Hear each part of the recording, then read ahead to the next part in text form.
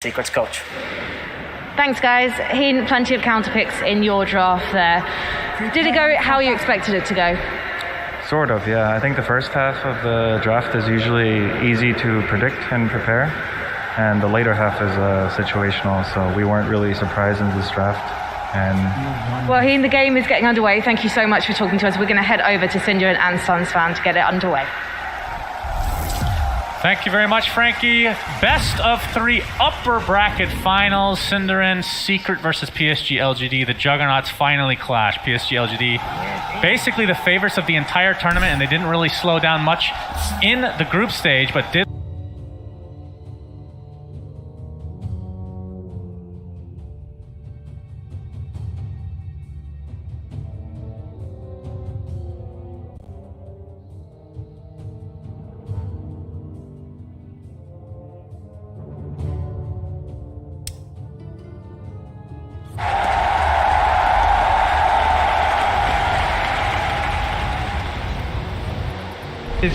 Beat them with, ironically, Ogre Tiny in that game. So this time around will be played by the PSG.LGD side, so maybe took a little bit away from that series and want to bring it into this match today against Team Secret. But yeah, after we've seen a lot of the main event played, I think it makes so much sense that these teams are going to face off in this upper bracket final. Yep, it's only fitting for sure, as Ame is going to be playing that Tiny. And I do want to talk about Tiny for a bit, but first, Magnus. These 2 heroes, in fact, are the 2 heroes of the tournament right now. They're continuing to get through. I do have to say, every TI, there's a couple of heroes that just get past the ban stage for whatever reason. Yeah. Even though be biased because I love strength heroes. These are really exciting heroes to watch, especially the Magnus. So happy to see that this time around. Yeah, for sure. There's a lot of, how to say, they just make plays, right? That's what makes them so exciting to watch, is that they make moments. Tiny with the insane cleave damage and the single target burst potential, and Magnus we've seen Horn Toss make many a play already. Yep. And of course the team fight potential here. So yeah, should be good to watch. In the off lane, we are actually going to see the lane that Seb was talking about will be problematic here for Secret, so we'll see how it goes. He predicted that Y on the Ogre would be able to just shut the Winter Wyvern of Yapzor out of the lane, and as a result that Secret might put the Wyvern 5, but they have still opted for putting Puppey in the safe lane on that Snapfire. So yeah, if Seb is right here, this should mean a great start for Ame, as he would effectively be playing more or less one-on-one against the Magnus in lane, while Y would be bullying away Yapzor. Yep, yes, he's Shockwave not able to connect there for Zai. He's going to be playing the Magnus this time around. And Matu playing the position 1 Weaver. So things kind of going as expected. Faith Beyond on the Lycan this time around. So are we expecting the Aghanim Scepter into the bite of Tiny, turning him into a Rock Wolf hybrid? We are very much expecting that. Seems to be the clear-cut plan that PSG.LGD showed Secret immediately on their 3rd pick. They're like, this is what we're going to do. Yeah. Secret with some decent solutions, right? You've got 2 BKB piercing disables through Winter's Curse as well as RP. You've got the instant catch of Dragon Knight. And speaking of Dragon Knight, he is destroying. Nothing to say on mid. Nisha is 12-4 against 3-2. Nothing that to say is fuck. Kind of unheard. I mean, Nothing to Say has been owning so hard. We talk about how he's the one dominating his lanes usually, but you're right. This is not remotely close. It is still early, but it's a DK. It is a DK favored matchup, but I don't think it generally goes this well for the Dragon Knight. So Nisha must have done something really, really well in the first few waves here. Yep, gets another Dragon Tail, more denies to come, just continuing to dominate. I mean, we typically don't spend too much time talking about the CS, but this is very one-sided so far in this mid lane. Good news for LGD is, of course, Ame is the current farm leader by quite a margin, more or less just getting everything he wants in this top lane. The only thing he needs to truly worry about is the Arctic Burn just chipping away at him, but fortunately for them, Y can expend as much gold as needed on buying extra regen for the Tiny to stay safe in the lane, as Ogre Magi is very item independent. Even in the laning stage, isn't too important to get those boots, for example. Can just act as effectively a wall with his spells. And Nothing to Say. I mean, he spent so much time trying to go get that bounty rune, and Yapzor just denies it essentially by taking it himself. he is finding absolutely nothing in this mid lane. We'll see if they end up trying to rotate somebody over to help him out in a couple minutes here with probably the 6-minute rune, I would assume. But not so good so far for Nothing to Say. But, I mean, in terms of comeback potential, what kind of options does Puck have in this specific game?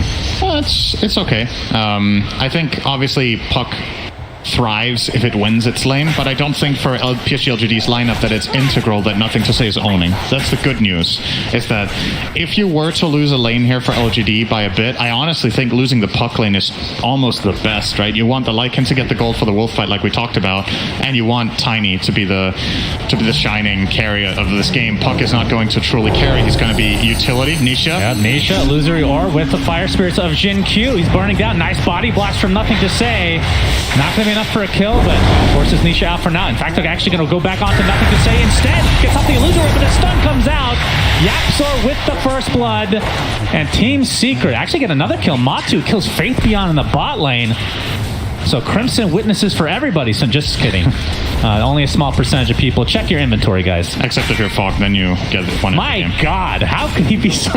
It's the luckiest person. 11 Crimson witnesses.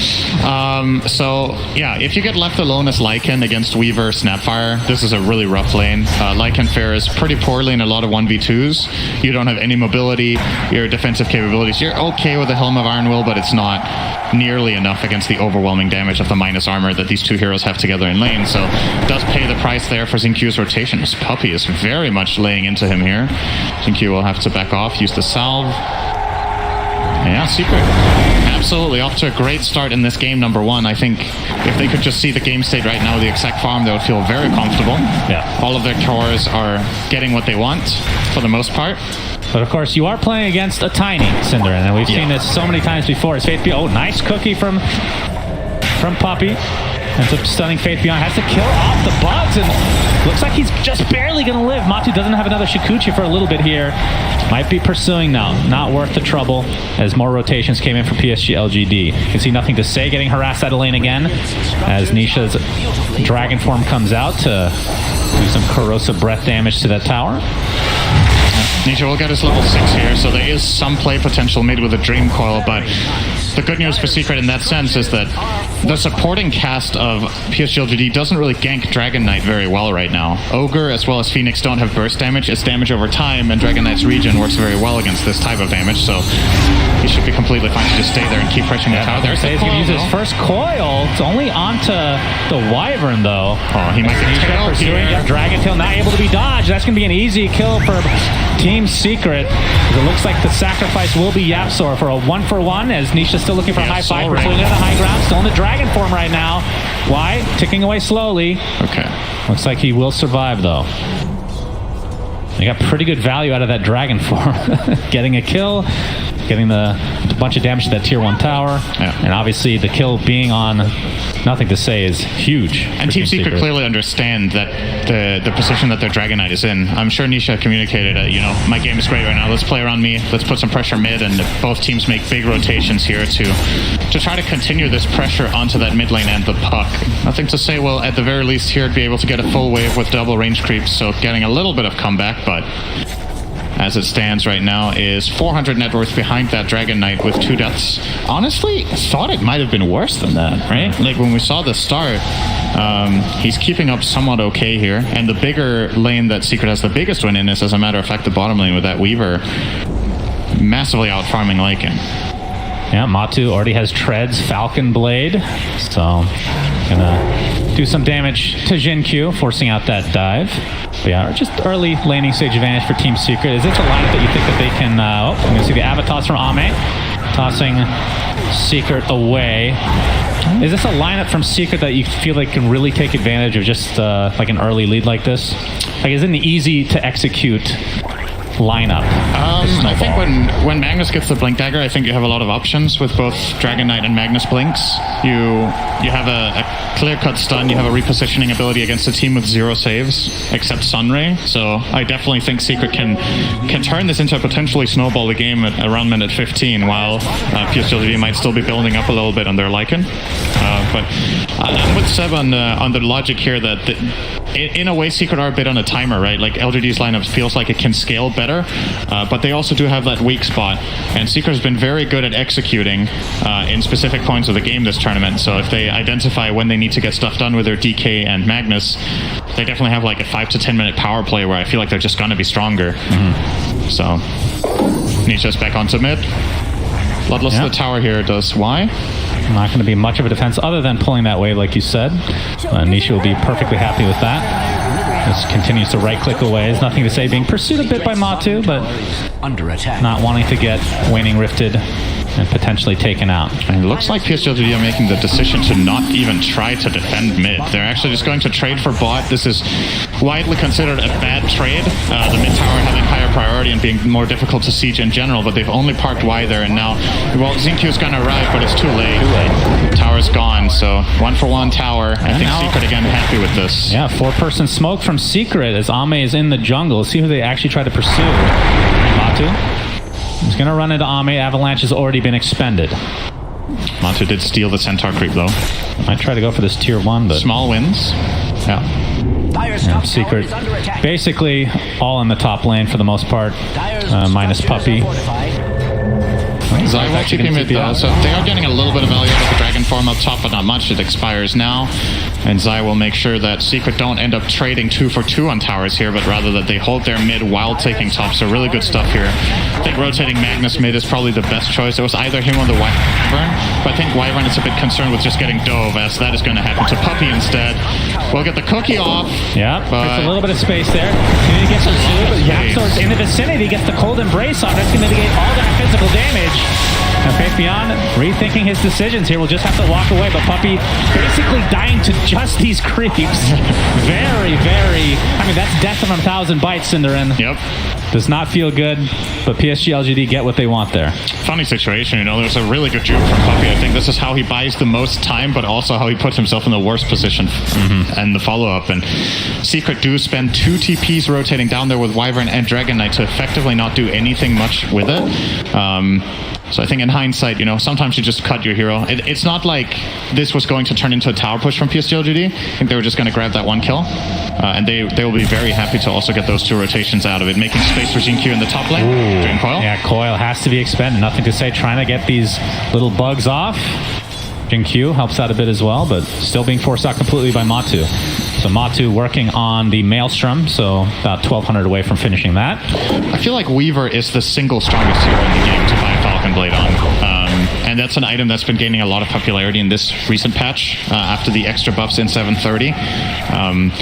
Even at the times when Falcon Blade was a rarer purchase, we would still sometimes see it on this specific hero, and it's because Weaver is a very much tempo-based carry, and all of the stats are just incredible. You want the mana regions, you can spam Shikuchi for the farm, you need health because you inherently have pretty atrocious strength gain on this hero and bad base stats, and you want the damage because you're a carry. So obviously has been a feel-good item for a lot of carries here, but we've seen it fade a little bit in popularity, but it's remained the pickup for Weaver through the entire tournament as a carry.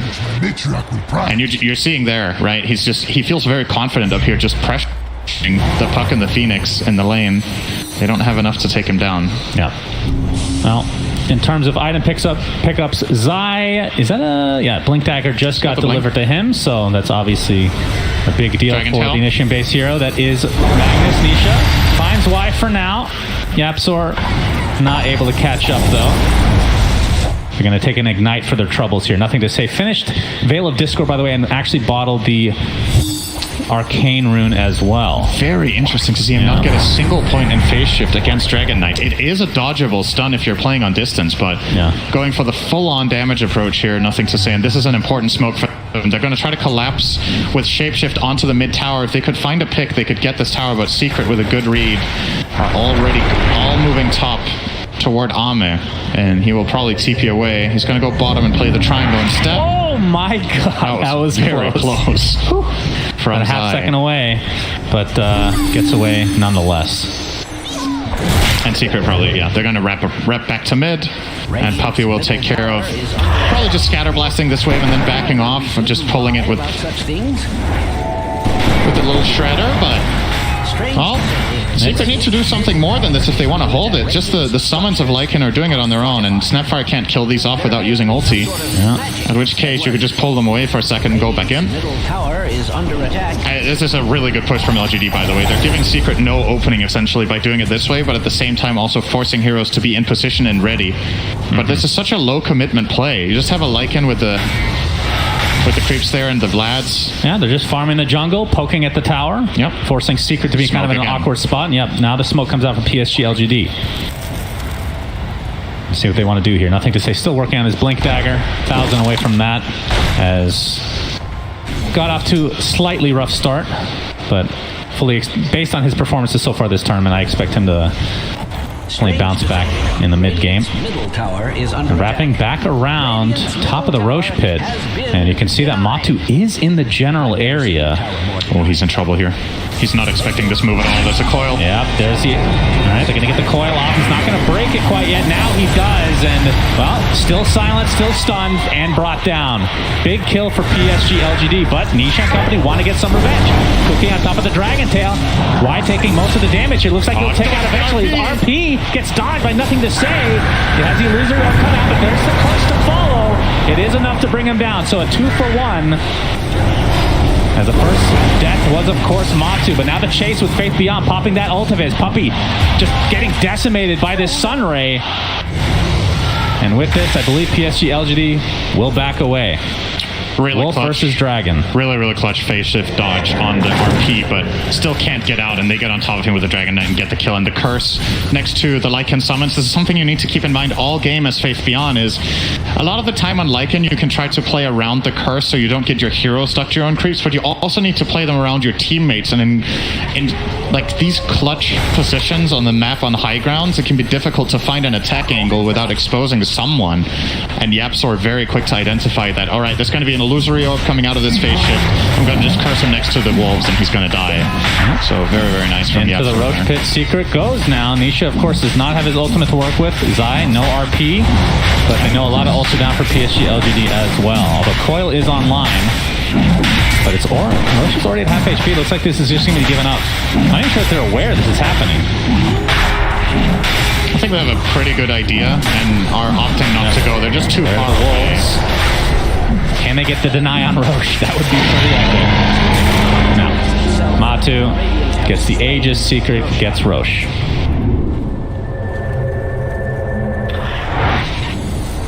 Well, against some of the teams in the tournament, they would have been able to deny the Aegis there with the Wolf because nobody would have picked it up. That's true. Secret have watched the replays and have identified that Aegis of the Immortal does give you an advantage and is worth taking on a hero. Yes. So they will grab it there onto Matu. Very happy that he did his research there. Very new element to the game, Aegis of the Immortal. I mean, it's one of those things where the pressure is so high, you can't emulate this, you know? And sometimes you're just thinking about other stuff, Cinder, and you know this all the time casting. I mean, you literally don't listen to anything. Well, you don't listen to anything either. That's so, true. I don't know how you get by in life, to be perfectly honest. Ame has the Shadow Blade with the Echo Saber in tow, going for the Blink Dagger next, and then into the Silver Edge. So pretty standard build for the Tiny here. And how close are we to... I mean, Helm of the Overlord was finished now for Faith Beyond, and Ags will be next. So we're seeing basically the same build. Quelling Blade, no boots. Now, what creep do you want on the Helm of the Overlord? Do you want the Dragon or do you want the Golem? I'm not sure, actually. Even the Thunderhide is super good for Tiny with that attack speed. Yeah. Right? So he's going to get a Golem this time around. Of course, doesn't get to choose. He gets whatever spawns here. The max health is nice, but at the same time, Wyvern does a decent job. The Golem synergizes really nicely with Tiny Cinder. Maybe they'll confuse that for the real hero. Yes. You see? Anything's possible with TI. The pressure really gets to you. Sometimes you see things. Basically an even game, though, in terms of net worth right now. Yeah. Still 3 minutes to go with the Aegis from Matu. Let's see what Secret can do. Try to take advantage of this second life. And it is worth keeping in mind, this is a 17.5-minute game that has 9 kills, and Ame has been in 0. He's 0-0-0. He's playing the Merlina Medusa of old, literally just farming side lanes, hoping his team wins the game until it's over. It's a very memorable game for me. It's all the way back from Dota 1, but when Merlina, I believe he was playing for King KS Int at the time, he had a game, he ended 0-0-0 and won as Medusa. Man, what a boss. All game. What a boss. And then they won. But Ame is going to get involved now, has Dagger and Shadow Blade, so now the farm is going to, the net worth is going to be put to use, so to speak. Right. As they are making an invasive play here into the enemy triangle. Going to be farming it up. One of the nice things about Helm of the Overlord, it can just farm ancient camps very easily. So as long as Secret aren't willing to take the risk of going there, there's some extra income for Faith Beyond. Naturally, they might find Matumba again. Matu has a good idea that they're here, though, based on how he's playing. Keep in mind, by the way, the two carries, Tiny level 15, Weaver level 12. That's Weaver true. won his lane. Like, this is just... He gets blown off Faith Beyond, using his ult, mostly for defensive purposes here. But Ame's in the vicinity, gets the avalanche toss, and down goes the Aegis. Oh, Zai almost died. Zai gets cold embrace in the meantime, still has his RP to work with, but it's the Golem that's beating the crap out of him. Will have to back away, and now Nisha, in his dragon form, still has his BKB available to go. But here comes Puck, he has to force out the BKB. Nothing to say, he's going to get stunned, but gets the coil off. It's only onto one from the backside. You see the Mortimer Kiss is coming as well from so far away. But the cancel from Ame blows up Puppy. Mid Mortimer's Kisses. Still has his buyback though. Matu. Time lapses. Okay. Playing it close there. Absolutely. That's one of those high-risk, low-reward plays where you could get one attack in on the Ogre, not even close to killing him. It looked awesome. It did. Flashy Took a Matu. risk. I love it. As Ame, he is, this hero is so insane right now. It's so hard to, I mean, late game it feels like, we've seen so many games where it's like a 1v4, and like, okay, surely they'll kill Tiny, and he just beats the crap out of everybody, just to run away. Yeah, so we're going to see immediate burst here. Look at how much collateral damage he did to Zai there with just the combo and the tree throw, but good cold embrace does keep him alive against the ancient granite golem, who, you shouldn't underestimate this. When we talk about Helm of the Overlord, a lot of the time we focus on, okay, is it the dragon can split push waves? Is it the golem that gives AoE health to the team? But it hits for 250. Yeah, they all do. They're It's all like very a hero. strong. It is actually an extra hero that you get as Lycan. I think Faith Beyond didn't even attack anything with his hero that fight. It's literally just the golem and the wolves doing the work. As we're going to see an Orchid pickup by Yapzor. So going for somewhat late by his standards, minute 20 here. Is very good against Puck for a while. But ultimately it will fall off as Puck starts getting a good defensive counter item such as Yule's, Lincoln's, Disc. Currently looks like he will go straight for the Disc, has the recipe and the Arcane Boots, so nothing to say. Wants that solution to Dragon Tail Orchid immediately. And if you want to be clutch as Secret against that, you kind of need to force out the Disc reset and then make another go. It's hard to imagine a play where they can one-shot combo him, because if you force out the Disc, what's your follow-up? Like, all of the status resist is just going to make it too difficult to take him down before he gets his spells off and resets. Secret have smoked up now. I mean, this is so exciting. Every team at this stage of the tournament now very close in skill. Most people give LGD the advantage, but I don't know if it's that much. It's the initiation onto Jin Q. Orchid going to prevent any type of getaway here. Nisha gets credit for that kill. Yeah, nice pick. It is unfortunate for Secret only onto position 4, but it could start the makings of a push on the bottom tier 1 tower. At least looks like Nisha is planning on getting something done here, but at the same time Matu is showing in mid. So LGD are offered two choices here basically. They could try to go and defend their bottom tower knowing there's no Weaver, or making the map read that, okay, they're only showing Dragon Knight and Snap here, they could try to invade and kill the Weaver in the triangle. Presented with those two choices, they are going to defend bottom tower with Ame's Tiny. He is now going to Shadow Blade up. Can he actually one-shot combo the Magnus with 2k health? I'll just say yes. Armor? I'll just say yes. He hit. Okay, well, he can one-shot the creep wave. That's confirmed. Wow, that's shocking at this stage of the game. Can't believe it. I mean, I don't want to underestimate Tiny. I mean, he's holding a Christmas tree, for God's sake. Only a complete sadist would beat the crap out of people with something like that. If you did have to choose a tree as a weapon, I think it's not the worst choice, but I do think there would be better types of trees as well. I'm sure we're going to get a lot of tweets about what would be the best tree for destroying somebody on the enemy team. I mean, it does have a pointy end, so. Yeah. And the ornaments can really hurt. A lot of needles. Plastic is terrible for the environment. Probably terrible for these heroes depending on what the ornaments are made out of. That's true. They have the same color as the ancient granite golem's eyes, so maybe previous victims of Tiny engraved into that tree. That would be a great Arcana edition. Sounds like an episode of Slax's lore show. Yeah, sure, we're not going to say the name of the show because, we don't want to plug anything. Yeah, we don't do that. 2K net worth lead here for PSG.LGD. Nothing to say. Like you said, the end, this is ready to be assembled, basically. Just waiting for the right time here. Yeah. As Zai, haven't really seen like a true initiation with the RP. We've seen like the single RP basically at the beginning when he got his Blink Dagger initially, but not much since then. There's the Horn Toss. Skewer back. Looking for a quick kill on Y, and they'll get it. Saying the power of this Horn Toss, Cinder, and this shard is S tier right now. Yep. No doubt about it. Basically has around the same AoE, I believe a little bit more than Axe Call. Not around your entire hero, but in the frontal cone. It's bigger than Call, and obviously pulls enemies back so you can skewer. So very strong. All right, Faith Beyond, Aghanim Scepter online. So he can bite Tiny. Really managed to put the amount of pressure that I think they would have liked before this now comes out. Because Ame, let's summarize what Ame has buffing him up right now. He has 4k health, by the way. So he has Ancient Granite Golem for the health. He has Bloodlust. He has Wolf Bite. He now has a Christmas tree as a wolf. This is a new tradition that PSG.LGD is trying to get. Avalanche Toss Matu gets blown up. Even pops the BKB, but cannot live through that. Merry Christmas. Early Merry Christmas for them. Puppy does survive the onslaught, though. It's a disco I can't. There's the RP from Zai, but it's more of a defensive maneuver. 2 dead for Secret, and no buybacks to work with. The egg is popped.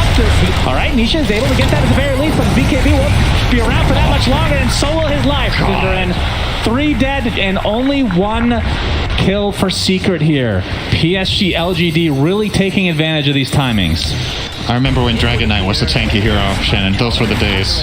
But then the Dire invented the Christmas tree. And that just pierces through all armor you could possibly imagine. That's right. Obviously, the Silver Edge factor should be considered against the DK as well. I don't even think that was part of that kill right there. Had been using it previously for that Weaver burst, but...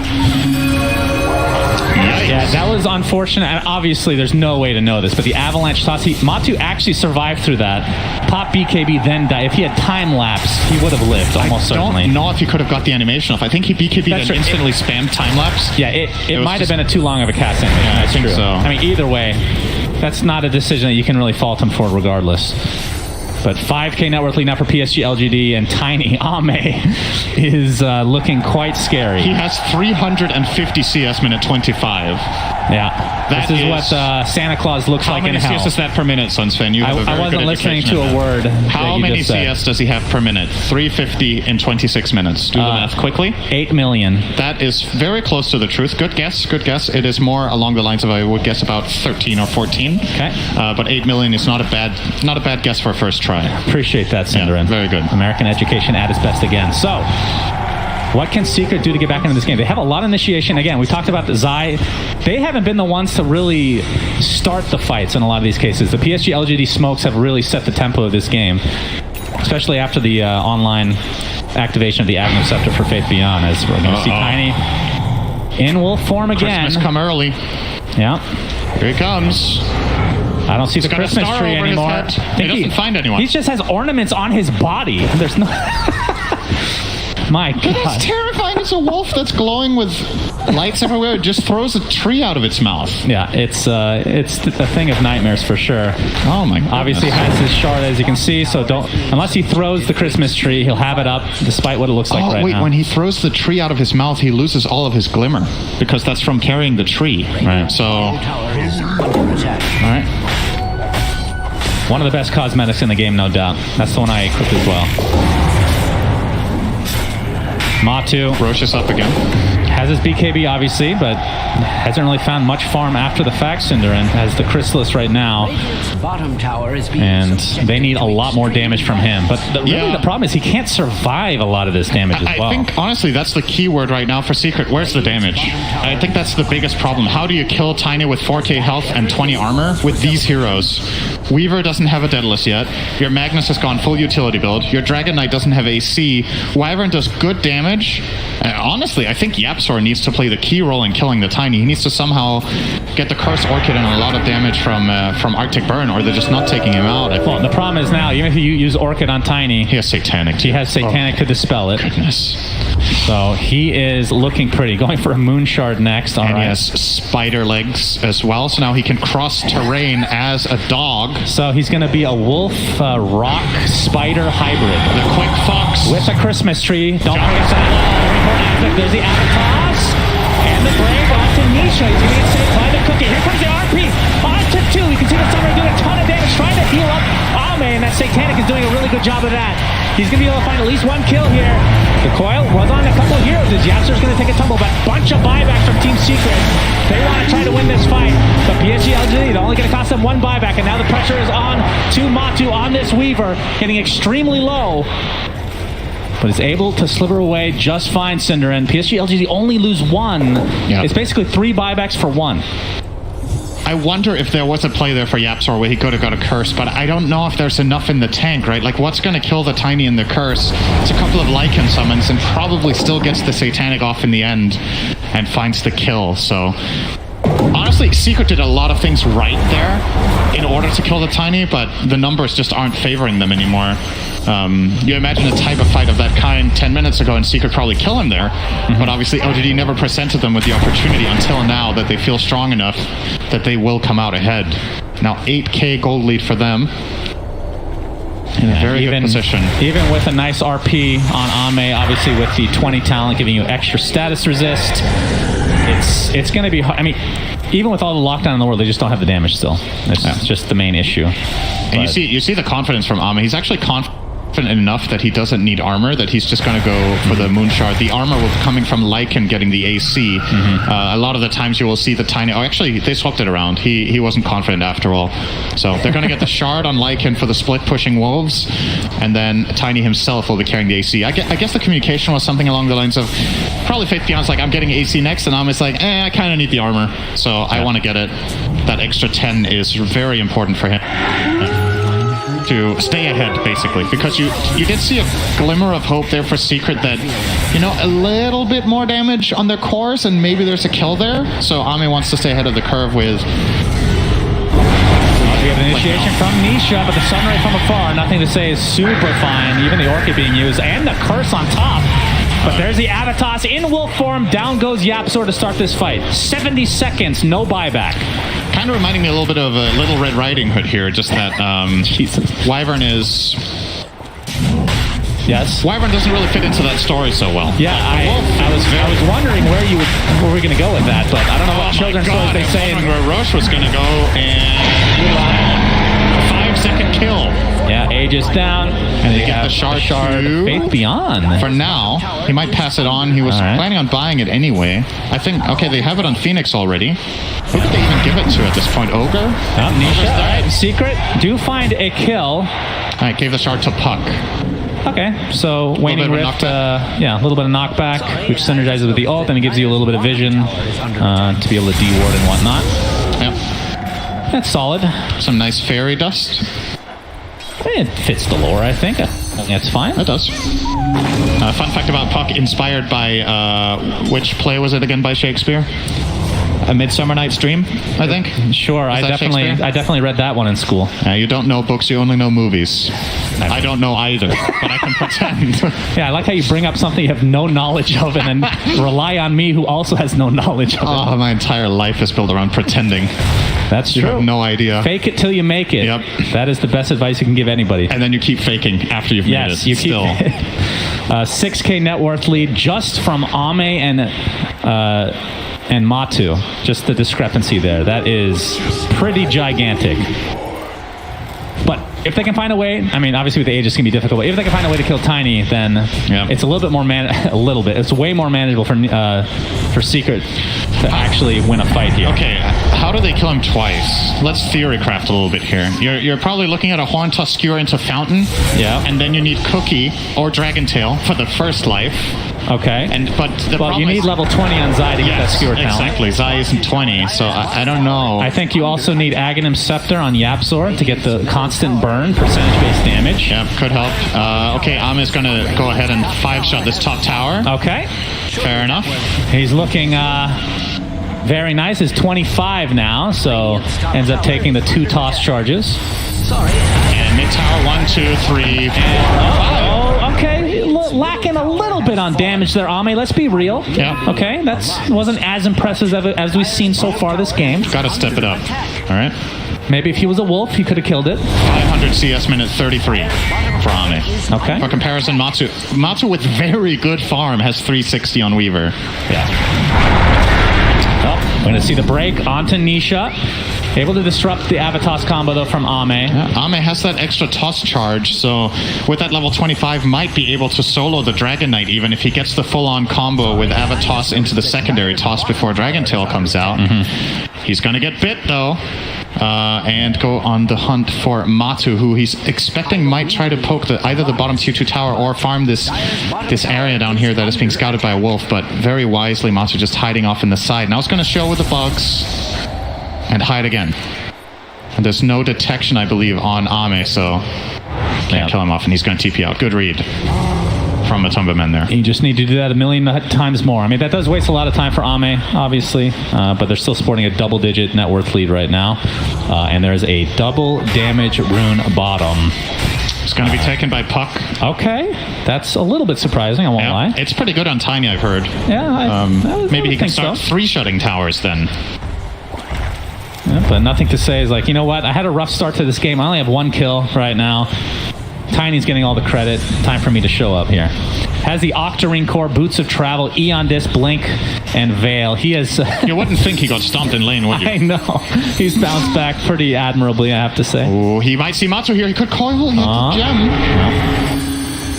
Very close. Already expending the Arctic Burn here. So only a minute left on this Aegis. And, I mean, okay, we have to steer back. This is on to Y again, so it's going to be a freebie.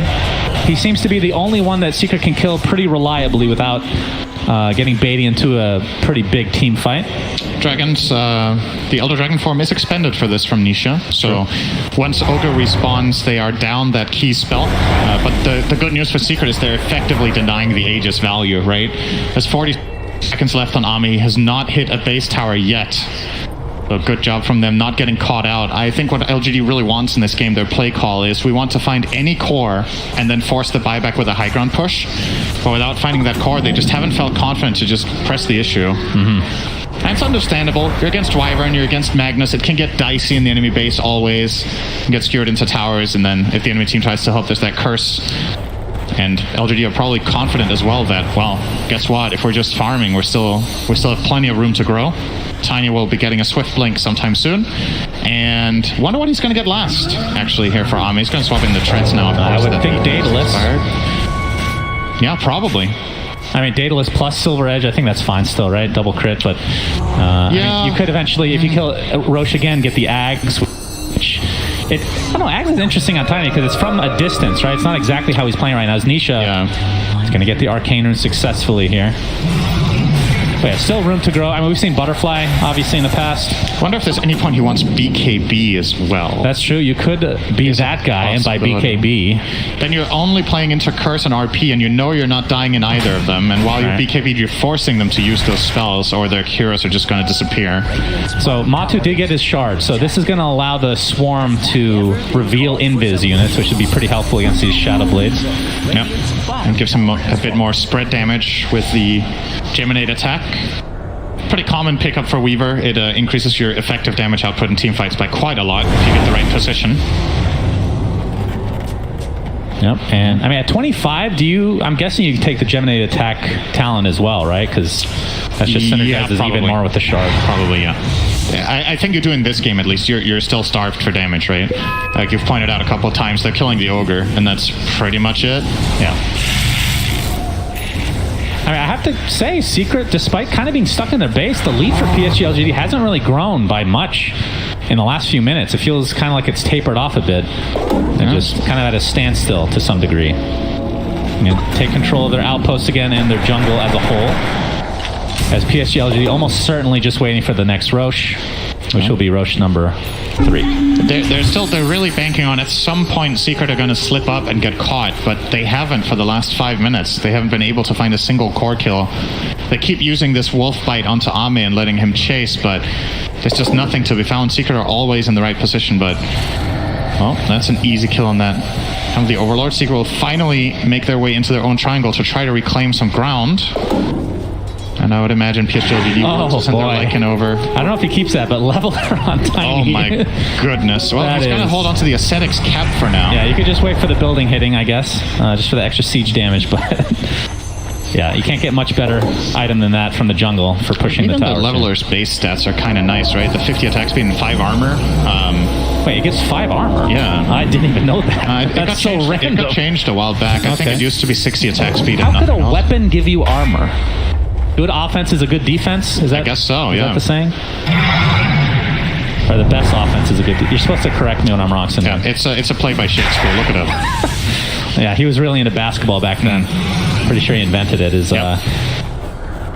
As we can see, the lead is... I mean, it's growing a bit, but... I mean, typically in the cases like this where they're getting starved of the map, like at this point I would expect like a 22k or more lead for... That was a very specific number. Yep. Because it makes you sound smart if you get very specific. Oh my god! That's like that! 2-shot! Wonderful. Well, I found him. Finally a pick for... Nice voice lines there. Let's just keep layering them while Yapsor is still dead. Can I just keep saying that? Then we don't need to cast. Just keep saying I'm dead until the game's over. One day it shall take our jobs, no doubt. Ultimately, we're going to have so many voice lines that can narrate an entire game. They're going not to. Mike Force is BKB with a coil. No. Chikuching away. Yeah, not taking the bait. Interesting. I thought coiling there would feel good for nothing to say. You know, you've got Octarine Core, the cooldown's pretty low, and forcing BKB charges is by no means a waste. Seeing a replay here of Yapsor dying in 2 hits, as he is actually kind of happy about that. He finds it amusing. It's like, I survived the first hit. Did you guys see it? I got 1 shot. As we have a sheepstick picked up by Faith Beyond now. So he is, he's really farmed himself. Yep. Interesting choice. Obviously goes for something different. Oh, okay. Double damage again. Okay, I want to see him kill Roche with this. I think he's not going to. I think he's going to kill it without it, unless Secret try and contest, but he will hit for, what is that? 905. Yeah? When he's close to everything that he wants. Something like that. Pretty good. That's what Alright, we'll fight double damage. Okay. Okay, they want to go for a fight. Now he has the Bloodlust applied. Ame. How many shots will it take? He finds Nisha. No, we're backing away for now. Oh my god! Yaxo's getting 1 shot this time. Nisha, despite having the BKB. Oh my god! Secret are crumbling because Tiny is gigantic. Ame. What happened to Into the beautiful baby. Nisha already used his dragon form, so even if he buys back... Alright, Roche is dead. That has Aghanim Scepter on it. And I believe that Nothing to Say took that, if I'm not mistaken here. Overmatch. Yeah, and he consumes it, so... let me ask you a question. When is the last time you saw a hero that wasn't PA crit for over 2k without a rapier? About 30 seconds ago, sir. And the buildings, there we go. He's not even putting the leveler in his inventory. Happy with a Penta-Edge sword. There's the buyback onto Nisha. And the buildings are going down quite fast. Oh, alright, gonna get the top of the skill back into the tier 4. Gonna have the buyback now to Matu.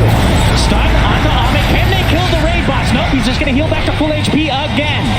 And of course, he still has that Aegis for another 4 minutes. Super heads up play from Nothing to Say. They're getting into them in the back line. Secret has to get something out of this. Zai looking for an opening, but it's not going to be found. Instead, he's going to go out of his grave. Buys back into the game. Looks like Nisha, that's a dieback. 120 seconds in the grave for you. Ame, triple kill. Wolf, Christmas tree, lights. Just say anything, and it makes sense at this point, Cinder. And that's 2 sets of racks for LGD. Properly. Into the top lane they go. Matu, but that's one shot to half HP, has to time-lapse it up, or it expends the BKB. They can't defend this. There's absolutely no way. 45k network lead out of nowhere for PSG.LGD. The skewer back on the Faith Beyond. Can they get a consolation kill of any kind? It's not looking like it. Oh, there goes Ave again. Whatever. Oh my God. Whatever.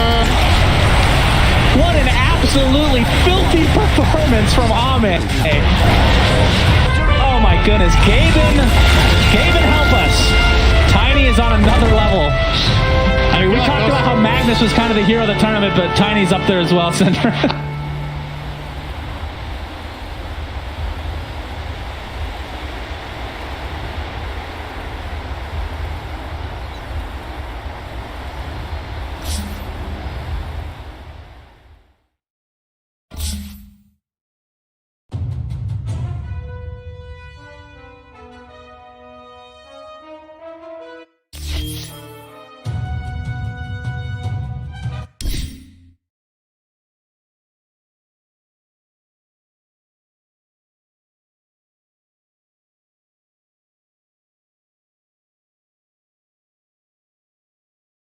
With that huge Christmas tree.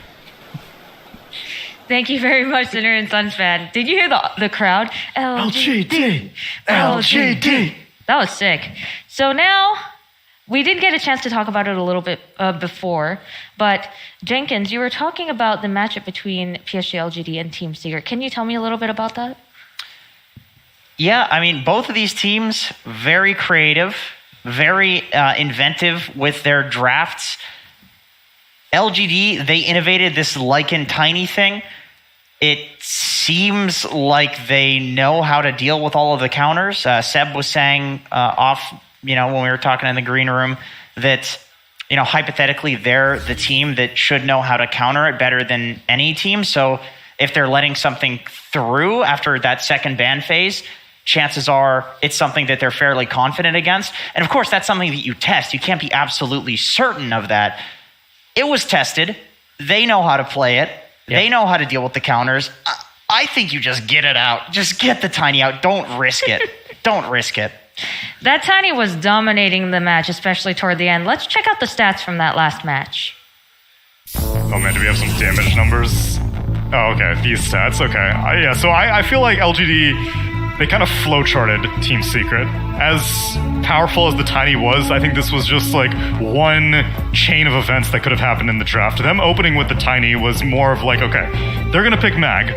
We have confidence in our Tiny strategy. We'll pair it with an Ogre. Second phase rolls around, they're like, okay, Lycan's still in the pool. Why not do our Lycan Tiny strategy?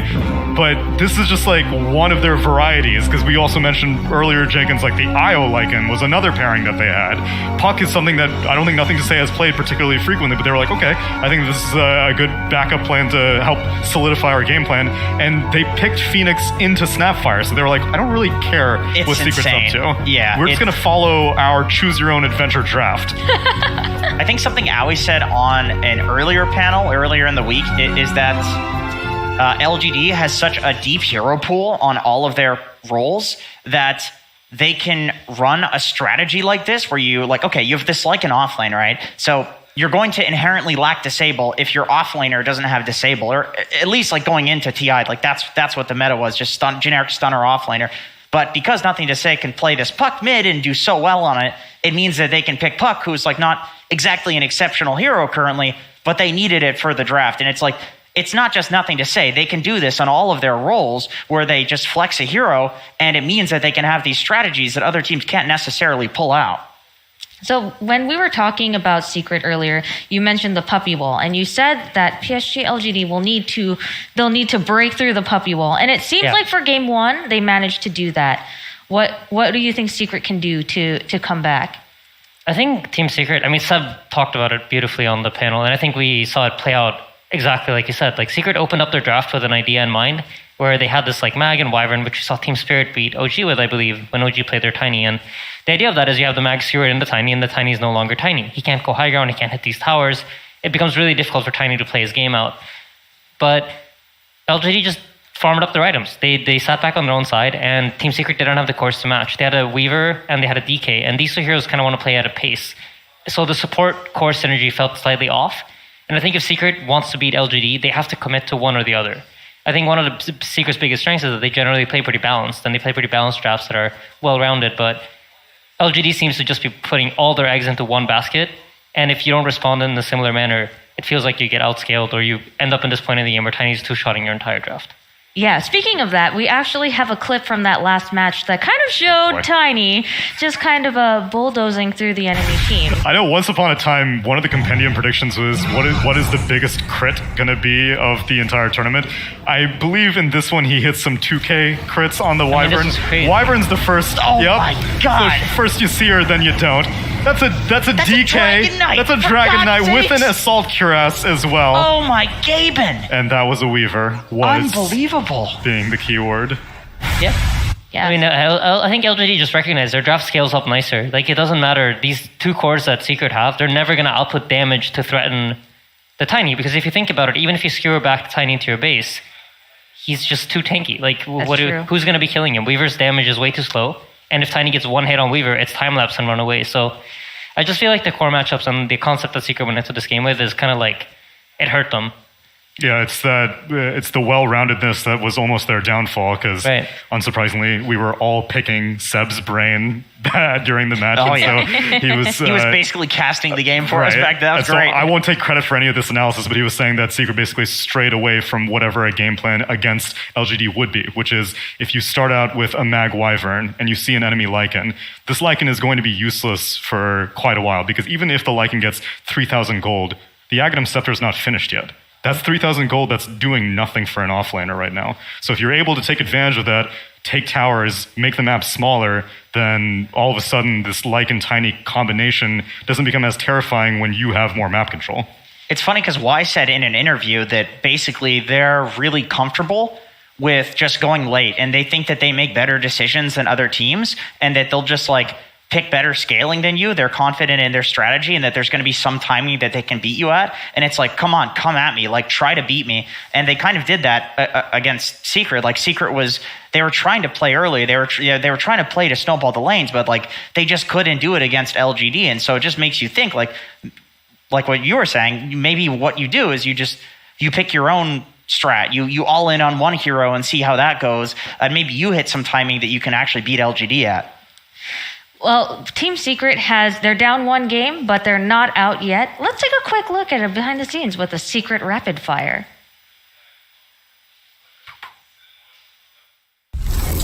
Back with more rapid fire questions. I'm stepping in for Casey. I'm here with Nisha. I'm here with the Yapzor. Matu from Team Secret. Are you ready? I'm ready. Who played in the very first TI Grand Finals? Navi versus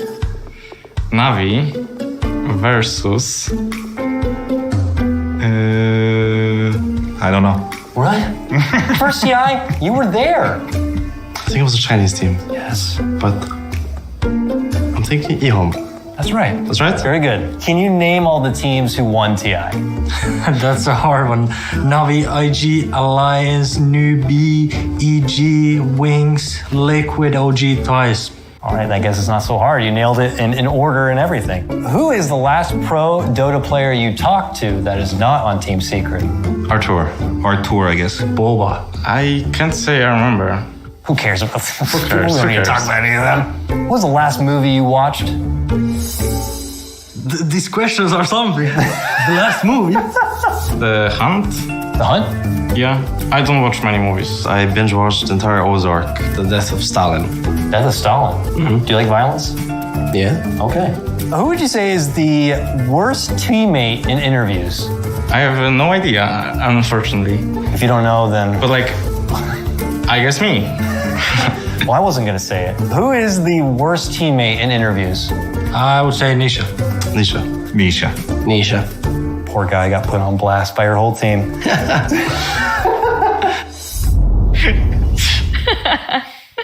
Oh, that was so good. Not only are they great in the game, but they have like the big Dota encyclopedia memory where they can name the winners of TI for all of them in order. That's because they're looking to put their name at the very end of that list. Matu was this close to saying Secret. I love that they all struggle. Like, what was the last movie you watched too? It's like, I don't know. I just play Dota. Like, that's all I do. There's no room in those brains for anything other than Dota.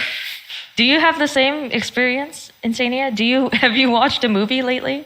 I can genuinely say I don't remember the last movie I watched. Oh my god. All right, well, that's across all Dota professional gamers, I suppose. They don't watch movies because they play a lot of Dota. Now, let's bring the teams out for the next game. All right, so now LGD is taking the stage. They are 1 game up, and Team Secret is 1 game down. And neither of these teams have been in the lower bracket at all. Like, they made it out in the upper bracket in group stage, and they've made it all the way out here.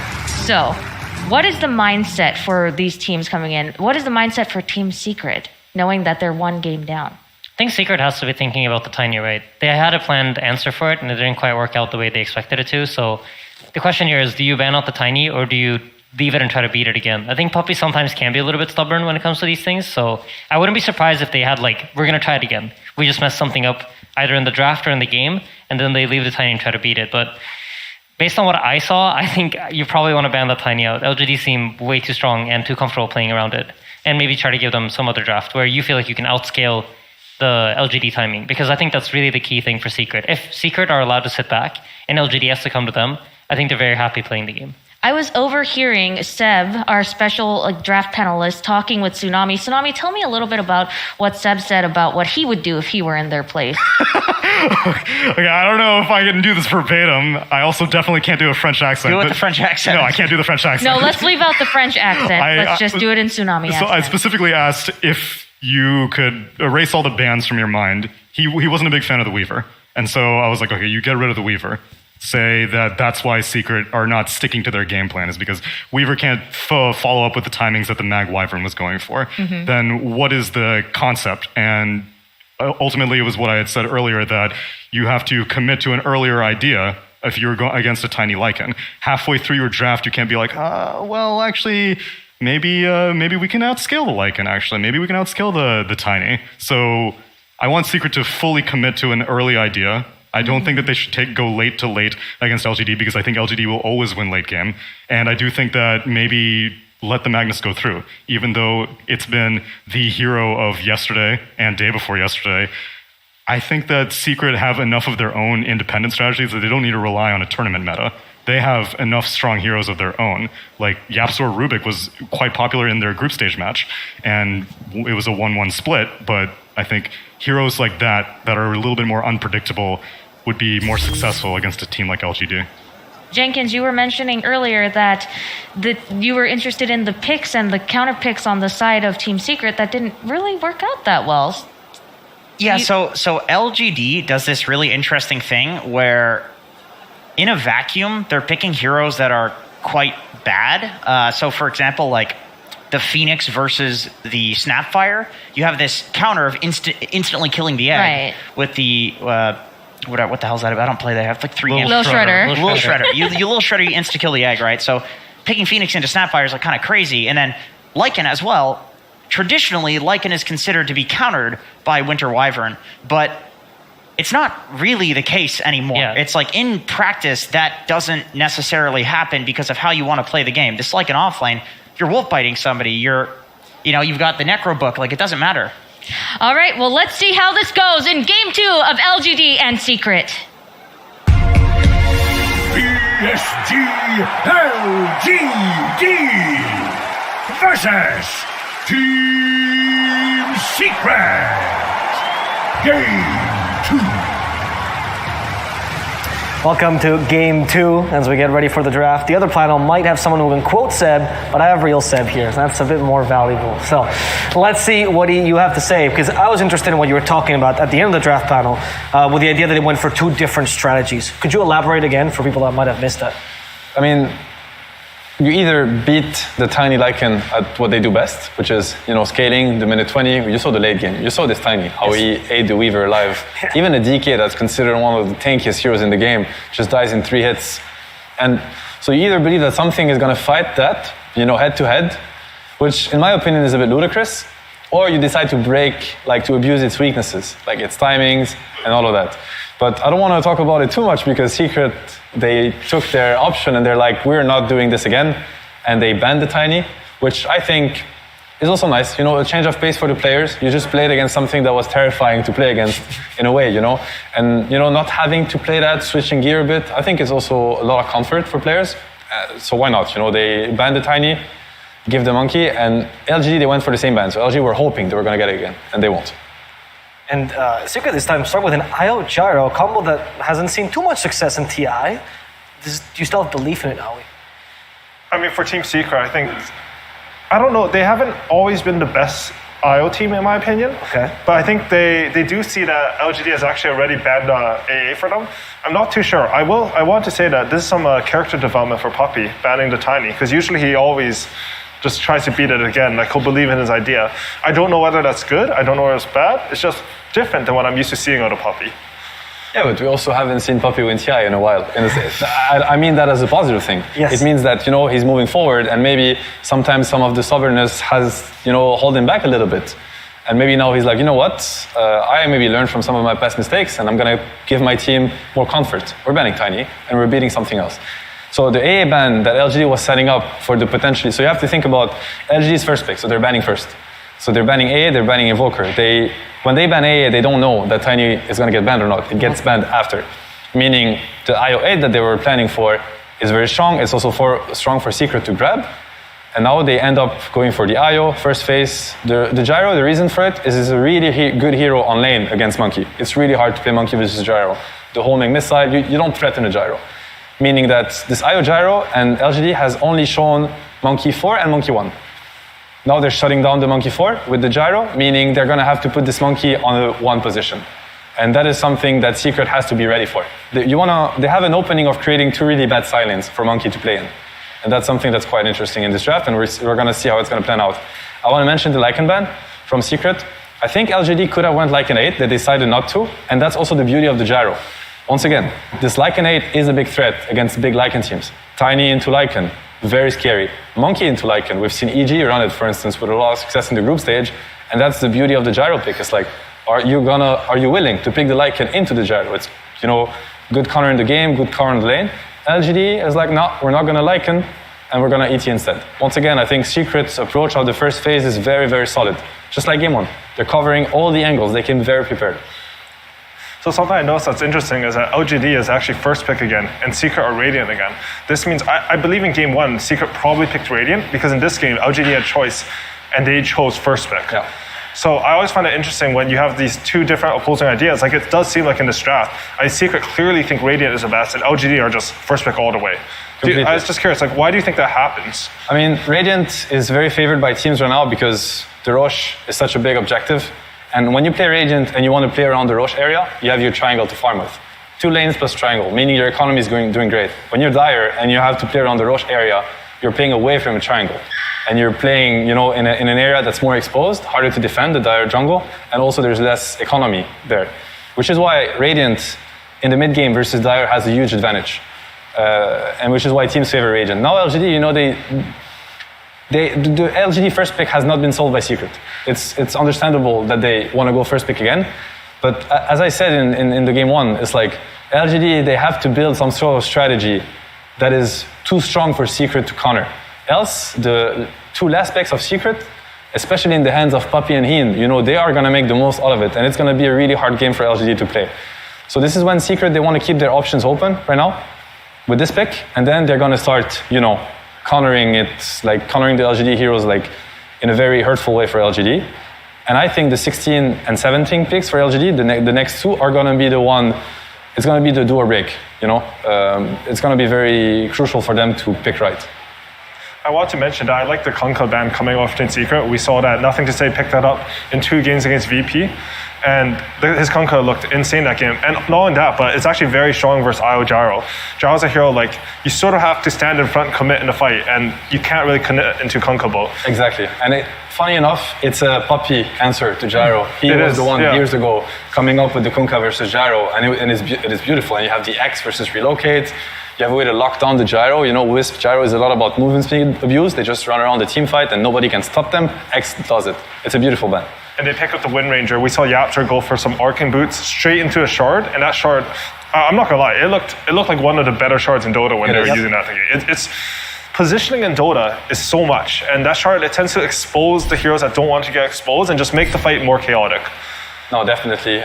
Special mention to the Henchman too. Very good hero to protect the ET with. Puppy has shown how much troubles he can cause, and he was one of the ET was the number.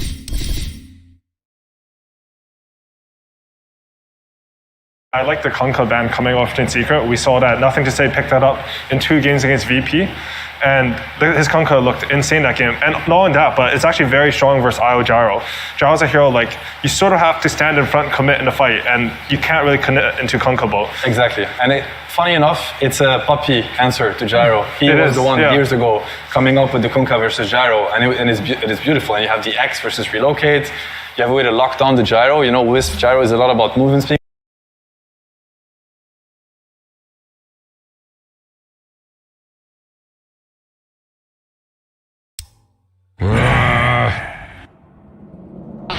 And this is them taking away the scaling from Secret once again. And to me, with the Wind Ranger and the Beastmaster, now Secret is committing to something. And that's what I want to talk about. It's very interesting. So the Bane pick, Bane is about Enfeeble. I think it's the spell that people underrate a bit. Enfeeble removes 60% of damage on Gyro. It's really hard to deal with. This Gyro is going to deal no damage, and Enfeeble also reduces the healing. It's stronger than Vessel, the spell. And the cast range of it is crazy with Needle Lance. So this Gyro is going to have a big timing problem versus the Bane. He's going to have to kill the Bane in these fights. Of course, you have the Sleep and the Grip, very strong laner also. Now what Secret is doing is they're going to play, they should be playing the map with this. Think about it. Gale Force, Wind Ranger Shard, global spell. Beastmaster Hawks, relocate. Vision advantage. It's going to be really hard for LGD to pick the right fights. Secret are going to pick fights that they consider in their favor, fair for them, and unfair for LGD. So they're kind of going away from this, 5v5 confrontation, the Wukong, press the attack, duel, ET spell. They're taking a different approach, and I like it. I like it a lot because Secret is a smart team. They're great players. If anybody can execute a different style of Dota, it is them. So now the question is, do LGD read what Secret want to play for, and do they have an answer to that? So I want to talk a little bit about the Legion Commander pick. My head when I first saw it, I thought that's a bit weird. It seems very hard to team fight into IO Gyro. Something that LA actually mentioned to me, it was Insania. He said that Monkey King is a good hero when you can get 4 hits off. I think in the last game that they ran Monkey King on Alme, they had Oracle in that game. That allows you to get the 4 hits off. Legion's the exact same thing. You buffer the attack speed, make him maybe Magic Meal and take off the stun from him. Remove his stun. You get those 4 hits off. And all of a sudden, even though Legion Commander on his own, he's not supposed to be good at team fighting against IO Gyro. He has a purpose into this game. It's very clear. It's a great Monkey King enabler. He also locks down the fight. Duel, fight is happening here. You can click Wukong on top of the duel, and you know it's not going to be a Wukong wasted. Great Monkey enabler. And that's also what LGD excels at. It's like they understand how to make a hero, in this case Monkey King, or how to make, in the other game, a Tiny, really shine. They understand what the weaknesses are of the hero, and they know how to counter, to make up for these weaknesses. But now Secret is taking a completely different approach. It's like, you want to bring this monkey to critical mass? We're not fighting into this monkey until we decide that it is a good fight. Which is also why, intuitively you can second guess the beast pick. You can be like, why would you pick Roar into press the attack, into sleep? It doesn't make any sense. Legion counter beast. But it's not about that. They're looking at the map, they're looking at the vision advantage, they're not looking at this terrifying 5-on-5 that LGD has been playing game after game. So now I'm very curious to what the Secret last pick is going to be. I think you can either add up on top of it, but I would also say that there's a route where you already realize with Beast, with Gale Force it's called, I think, the Wind Ranger Shard. With Relocate, you already have enough tools to cheat the game a little bit, in the right way. I don't mean that in a negative way, right? To cheat the game, and then maybe you want Nisha to also be a hero that can kind of stabilize in a way. At some point you will have to take fights to win the game. I think definitely some damage, right? You have all these global tools, but I think a hero that really solidifies that, you'll have vision, you have mobility advantage on the map, makes some map presence, which I think is what Secret's good at, really good at in Dota, so I'm glad they're drafting this style. Yeah. For Ursa, so this is damage. Is that, so it's Gyrocopter mid, Ursa? Yeah, it looks like carry, it. Looks like? Definitely. Okay. It looks like something like that. Very interesting. They get really early timings, the Secret heroes. Ursa is going to force the Roche fight early. If they consider that this Gyro has a a great lane against the Leshrac, and they have the Wisp, and Beastmaster hits through super early timings, right? Hawks early, Helm of Dom, much more useful than a Legion after the laning phase. If this Gyro, they consider he has a really good lane to the Leshrac, I hope so, right? They decided to put him there. He also hits crazy timings. It's gonna be a Gyro super high level, a lot of gold, playing with a Wisp. The Wisp might even play with the Gyro instead of the Ursa. They're gonna force the Roche fight.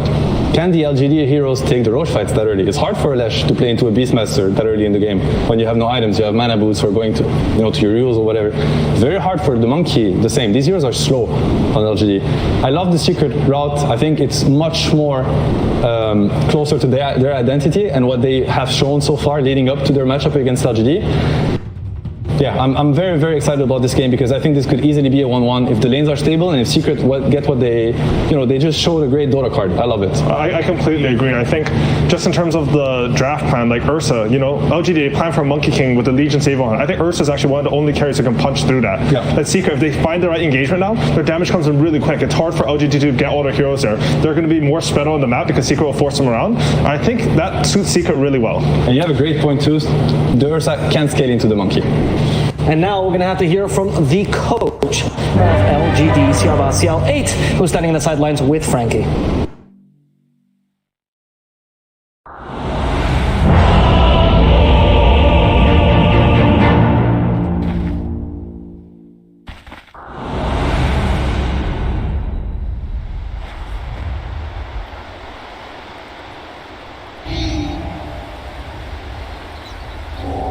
You really should prepare for battle. I'm dead. I'm dead.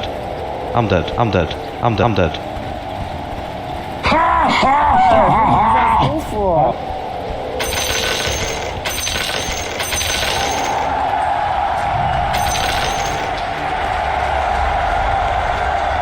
Thank you, Frankie. Sunsfan here with Cinder in Game 2, LGD versus Secret in this upper bracket finals. Winner secures himself top 2, Cinderin, and into the grand finals seat as we're seeing a ton of high fives. Great work all around. Great teamwork. I love this. This is what makes Dota great. Now get first blood, for God's sake. All right, I'm going to try to see who got most high fives. I'm the analyst here. I need to look at the numbers. Sure. Looks like Nisha was on the receiving end of 6. Yapsor was in 6. All right. You gotta love the sportsmanship. 7. This match, this specific game, 8. All right, now Nisha's ahead. Is worth millions of dollars. Okay, millions. And I don't know if you know the this. Grand finals. I already said No that, but less. thank you. Secret on the brink of being taken down to the lower bracket if PSG.LGD can get this win. Looking at the lineups here, Cinderin, do you agree with the panel? Yeah, I think Secret's lineup is very... In a way, it's similar to the last game in the sense of what Secret should be trying to do timing-wise, but the way they get there is totally different. So last game, we were like, okay, Secret, you're going to hit this like minute 15, you want to start taking fights, etc., but they never really managed to be able to fight into LGD from a team fight perspective. This time around, they're going to try to play fast as well, but they do it in a different manner. They're going to be splitting the map more. They're going to try to find pickoffs in side lanes with Beastmaster with Shackle Shot into relocates. Yep. They have a really good core matchup in the Ursa against Monkey King and Legion Commander. They have a way of killing Roche's Radiant with Beastmaster Ursa. There's just a lot of good things, and honestly, when it comes to Secret in this tournament, I think in many ways their best hero has been Matumba Man on that Ursa. They've had a lot of really great wins, so when it's crunch time here and they have to get a W here, I think it's a very great choice for them to try to go for this. And I think LGD weren't expecting this last pick Ursa. They were, you see Io Gyro, it's very easy to default into mode, that's... Yeah. Io Gyro carry, but Nisha is one of the players that does play this mid once in a while, so I think maybe a little bit of an element of surprise favoring Secret as well here. That said, though, LGD's lineup is very stable, strong team fight, good scaling, and all of the things that 7AUI talked about with enabling Monkey King are very much true here. All right, Secret had to ban Tiny, they had to ban Magnus, that leaves Elder Titan open, that leaves Monkey King open, as Ame is going to be playing that position 1 this time around. Yapsor taking some damage. I want to talk about mid lane again, though, Cinderin. Gyro versus Lesh. Who wins this lane? Not one we get to see too often. I would feel like just instinctively that Lesh is favored here, especially when he starts hitting level 3 and level 5 for just the Lightning Storm harass. Gyro is a short range carry, so in order for him to go and get CS, he needs to expose himself to taking that damage. Leshrek's base armor isn't the best though, so Flak Cannon can make a difference in this lane if Nisha even goes to skill it at all.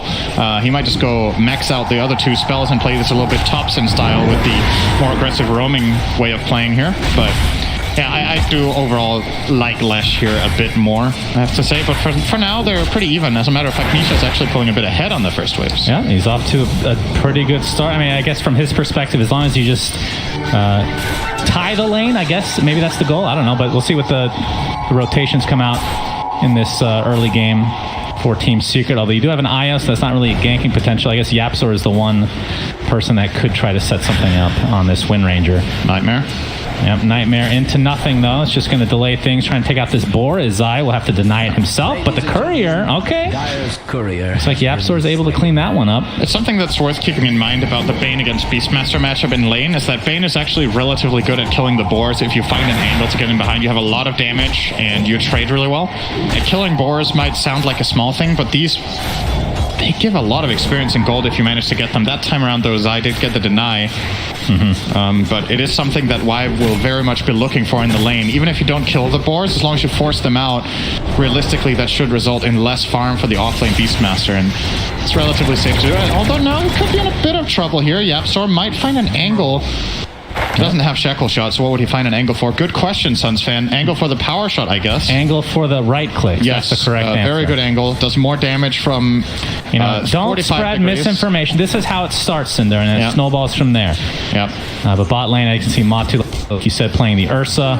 And, I mean, the mid lane still, I mean, I would say it's relatively even. A lot more denies going the way of Nisha, though. Is the homing missile coming for nothing to say? Yapsor comes in as well. The homing missile connects, but the splitter follows suit as well. Rocket Barrage doing so much damage in this early game. Nothing to say. Forced to go to the other side. Nisha not quite in range to actually finish him off, though, so nothing to say. He's going to be able to get to the high ground successfully. Gets off the split earth, but he's kind of stuck here. He doesn't even have mana. Has to deny himself to these creeps. Yeah, so still wasting a lot of time. It's 20 seconds. And that might have looked like a really weird gank. This is a level 2 Wind Ranger TPing mid, but Wind Run, even level 1, is very nice for kills. Like this, the 15% slow for Gyro to just keep running down the Lesh. The extra bit of right-click damage on the power shot was enough to at least force the deny. And like you said, yeah, he doesn't give the gold over to Nisha, but this is like a full free wave plus all the wasted time of the Lesh. Effectively, Nisha is now very far ahead in that mid lane.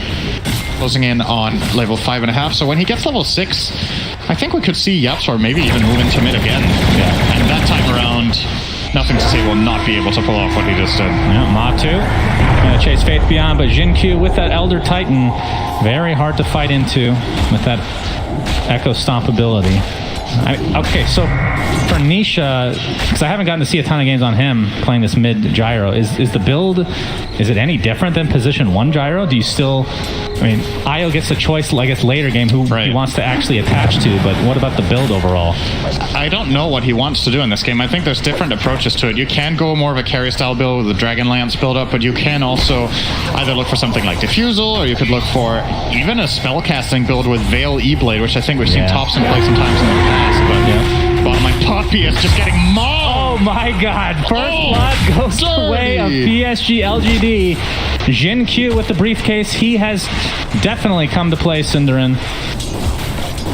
But I mean, you have to give up something, right? We talked about the Tiny and Magnus. Elder Titan has been extremely strong and been banned in a lot of games as well. That is a pretty nasty lane synergy when you think about it. Just giving Elder Titan all that attack speed. Easy kill for him. Onto Puppy. Will TP mid. Refill a little bit here. They're going to try to contest the bottom rune against NTS, but Shackle almost latching. They will get the haste here, though. Nice for Nisha. This is a really good rune on Gyro mid. Yeah. With that 3 points in Rocket Barrage, he has a great amount of chase down potential onto any hero in the game right now. Nothing to say. About to hit level 6 here with the next creep. As long as it's not denied. But you can see the level advantage going the way of Nisha, of course. But Matu, with that rotation, kind of has to play it a little bit safe in the bot lane.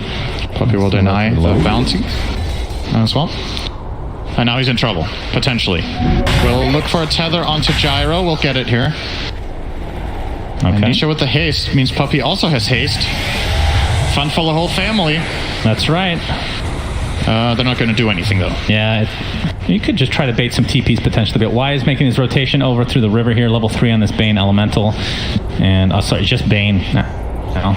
Yep. The Elemental was deleted from his name, sadly. As he's still working on his boots here. Faith Beyond playing the Legion Commander this time around. Have some great dispel options with the homing missile, with the roar, of course. Can't dispel Fury Swipes, but which more so a thing in the laning stage, I suppose. Is all right, mid lane. Y, he said, made his rotation, but Puppey gonna heal up Nisha pretty nicely here.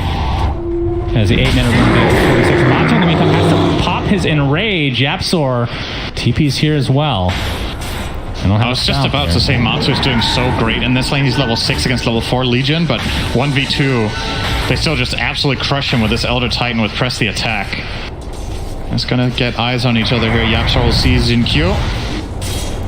Yep. And he's running it through 3 heroes here, that Spirit. So would hit very hard if he had a target, but... I mean, is there a point with Matu just tries to go into the jungle, getting like a Morbid Mask, something like that? Or I guess with Puppey here, can just get his finding Yapzor here. He's going to need to wind run this. Yep. 8-minute rune. Tower is under attack. It is top lane. Yeah, we have not even talked about Ame this game. There's a Monkey King in this game. That's true. He's just free farming. The lane matchup is obviously very good against the Beastmaster. So he is level 7.5 against Zai's level 5, measly level 5. And it's because Yapzor has made these moves.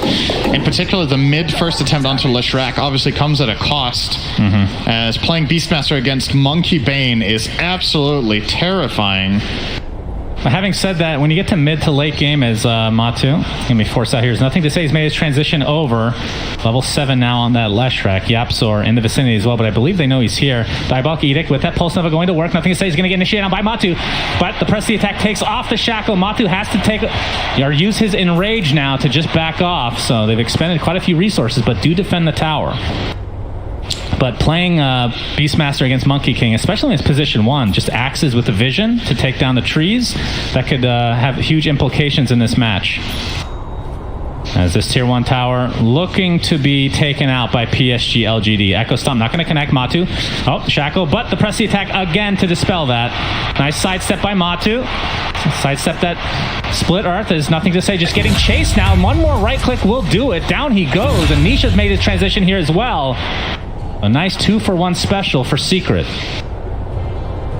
Yeah, great sidestep from Matsu, like you said. Very important that Split Earth doesn't connect. It gives him the confidence to chase them down. And I believe he was tethered the whole time as well, so giving him that little bit of extra attack and move speed that he needs to get that Lesh kill completed. With Gyro rotating as well, you do defend the tower. You did a lot of damage to it though as PSG.LGD. Took down about 85% of it or something like that. Mid lane Nightmare. Yeah, got the Nightmare, but nice. Split Earth, yeah. Nightmare's taken off by Puppey. Very nicely done. Here comes the call down, trying to get the kill onto Y instead now. He gets the Brain Sap off. Here comes the Echo Stomp. Another sidestep from Nisha. Leads to a kill for Secret. And Nisha working on, I believe that was a Diffusal Blade. So going for the Diffusal Blade into Ags, I would assume. And maybe we'll see a Diffusal Blade on Ursa as well. I don't know, but a lot of mana drain against his Leshrac. Diffusal is a good item against Monkey King in a lot of situations, I think, for Gyro. You know, you get the nice mana burn and the slowdown, so you can chase him down when you're in a favorable position, and you can create distance when you're not. Then you just diffuse him and run away. So I definitely see a lot of value in that here for Nisha. Yep. Bottom lane pressure is going to be applied again by PSG.LGD. Secret will give up the tower this time. Not interested in going there. Ooh, pretty close actually. Did he just solo him? He did, indeed. Wait, top net worth for Ame. How did Ame solo him? I didn't see that. He just right-click him. It was actually pretty simple. Okay, so Puppey was trying to ward, I'm assuming, and had nobody to tether to? Yep, slightly out of position. Okay. But top lane looking to be taken out now by Secret. As bot lane has already been given up. So it's going to be essentially evened up on towers now. Has fallen. And Matu, yeah, he is working on Diffusal as well, so going to see a lot of mana burn this game. Which means BKB for Nothing to Say is going to be ultra important. Going for the Yules first to set up his own split Earth. It's going to be fun casting these fights with Split Earth and Earth Splitter. Yeah. Sure that won't get screwed up Final at all. 50% chance every time. Yep, 50-50. It's not bad. Has that ever been cause for celebration? Jinq working on a drums. Okay. Not an item we get to see very often anymore, but I love it. Yeah. And this was going to happen in this game. Really? Secret will get the Roche with Ursa Io.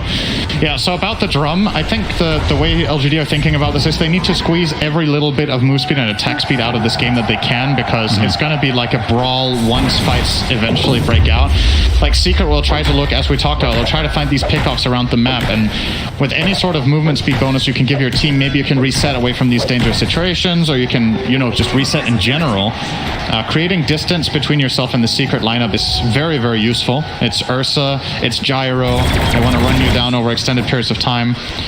And there's multiple heroes in his team that really benefit from the attack speed. Legion Commander in the duel, Monkey King, like Seb and AUI talked about, get those 4 hits, right? Oh, Zai running into an invisible, Nothing to Say, but Matu can see him rage off to try to go for Y instead, but there's the Fiend's Grip. It's not going to last very long thanks to that status resist. Zai was already taken out, so it's a 1-for-1. As you can see, Nisha hooked up with Puppey right now. Trying to create some space in this enemy jungle, so looks like it'll end at a 1-for-1, but definitely in favor of PSG.LGD. And one more thing, just to finish off on the whole drums thing. Xingqiu is building his Elder Titan as a true, I don't want to call it true position 4, but I think you get what I mean when I say that. Like he's getting Ags after this, but he's doing damage, okay? He's not gonna, he hasn't even skilled his aura yet on level 7. He's going 2-4-0, just really wants to get that Astral Spirit in there and get in and deal damage. There's a lot of value to having high level Spirit here, get all that armor and just go in and draw attention away from your Lesh. And I think the way LGD think about it is, well, if we send in all of our heroes in full force, Secret might be able to kill one, but it's going to come at a cost. You can't ignore an Elder Titan that has level 4 Astral Spirit running through your team. Is under attack. Yeah, he's definitely a beast. Look it up. That's true, though. A lot of position 4s you can kind of ignore to some degree. As you see the Vault ability used by Y, but he can't jump high enough to get out of this. So down he goes to Matu. And the relocate will likely just bring them back to their original location, which is mid. So a little baby blink here into the tier 1 tower. Have the Alpha Wolf available for the extra damage. They're going to give it up. And nice play from Secret. All right. So very even game to start this. Although last game kind of started the same way, and it was really Ame's Tiny that started to really create the separation, as we talked about ad nauseum. It doesn't feel like there's going to be as much of an unbeatable carry this game for Secret to face, though. Is that because Tiny's not in the game? That is a really big part of it. They will, of course, still buff him up with ET, with the drum, with press the attack, with a natural order eventually, but at least for now, Secret are in a pretty good position in this game. Unfortunately for them, not really seeming to be able to get very much value out of the Aegis. At least they got them the mid-tier 1, but I bet they would love to be able to get a little bit more with this, like find a fight with Relo, or maybe get some top tower damage, or even the full tower, but it's not looking very likely right now with the way LGD are pushing out the waves. And Matu's Diffusal on the way. Nisha, his Diffusal on the way, so they're going to have double Diffuse to work with Cinderin. And I'm assuming BKBs will be coming right afterwards. And for the side of PSG.LGD, I mean, what items are important for them this game? Obviously the Blink Dagger for the Legion is probably one of the most important ones, but I would assume Nothing to Say has to go for, I mean, is it a BKB right after Yules, or do you need to, I mean, once he sees these Diffusals come out, it's going to hurt him. The 2 BKBs are definitely huge. I think Elder Titan's Ags, something further down the line, will be insanely powerful this game as well. Xingqiu going to try to stall this tower push with a good stomp. And the overwhelming odds as well, but they still have to glyph if they want to hold, and they will. Secret will back up as a result. Only 50 seconds left on the Aegis, so they don't want to overextend here, because despite going against the Elder Titan, they will have the Roche advantage for the majority of this game. Monster's taking some pretty serious damage here. We'll have to back off there a bit. And I wonder if PSG.LGD are trying to stall for the Aegis to expire and that they actually want to fight. Like we've talked about, Secret's lineup is more eager to take fights that are a little bit more scrappy, a little more skirmish-like in nature, where they get to split the enemy team apart. And LGD would love to play more tight-knit together around this Elder Titan Leshrac combination. So Secret will yield and not try to force the issue, and they will lose their Aegis here as a result without really getting too much out of it. Well, they're somewhat sticking around. No, out we go. To the mid lane. All right. Now that we have a little bit of downtime, Synderen, trivia time for you. Oh, no. What's the active of Diffusal? We've had this conversation before. Oh, I have answered this correctly in the past. Yep. Don't hover over it. Don't do it, Observer. You can do it, Synderen. Why can't I remember this? Diffusal Blade Slow. What is it? I forgot. Inhibit. Inhibit, yes. One of the greatest names of all time. One that you would never guess. I got a quick one for you. What's the active of Trusty Shovel? Dig. Good. Get wrecked. All right, now we can put this. Oh, it's very hard. Now we can put this terrible segment to bed as this is the upper bracket final, Synderen. Stop going off topic. For God's sake, we got the BKB now online. Not bad, I guess. For Ame as he takes apart his Echo Saber, so we'll likely just finish that again. What is the item for him that really helps him take off? Oh, that's the BKB. Position 1. I mean, past the BKB. Like, what would the next item be after Echo Saber? So we've seen a little bit of variation. Yeah. And we don't see ads anymore either on this hero. There's a couple of approaches. Sometimes I think Deso can be really good. Sometimes AC. Sometimes Scotty. I would imagine he gets one of those three this game. There is maybe a case to be made for a Butterfly. You're playing against Ursa, Gyro, and Windranger. Sure. So maybe, but the Windranger's like flat out full support build. So don't think you consider her too much of a threat. Why being spotted out here? You can see the Wukongs coming in from afar. Ame is going to force out the enrage from Matu. And Secret on full retreat. So ulti for ulti. One has a considerably lower cooldown. So we'll see if Secret can try to take advantage of that or not. And I mean, they have a lot of tree killing capabilities. So being on the trees in general for Ame is pretty risky this game. You got the Windranger, you got and the axes from Beastmaster as well. See now a smoke. All right, Secret looking to get active here. Doesn't look all that likely that they find a skirmish, though. This is likely going to turn into a 5v5 with the Roar. They are thinking about going for Nothing to Say, who has already pushed out the wave and is on his way back into the jungle. If he goes and farms this hard camp, he's probably dead, actually.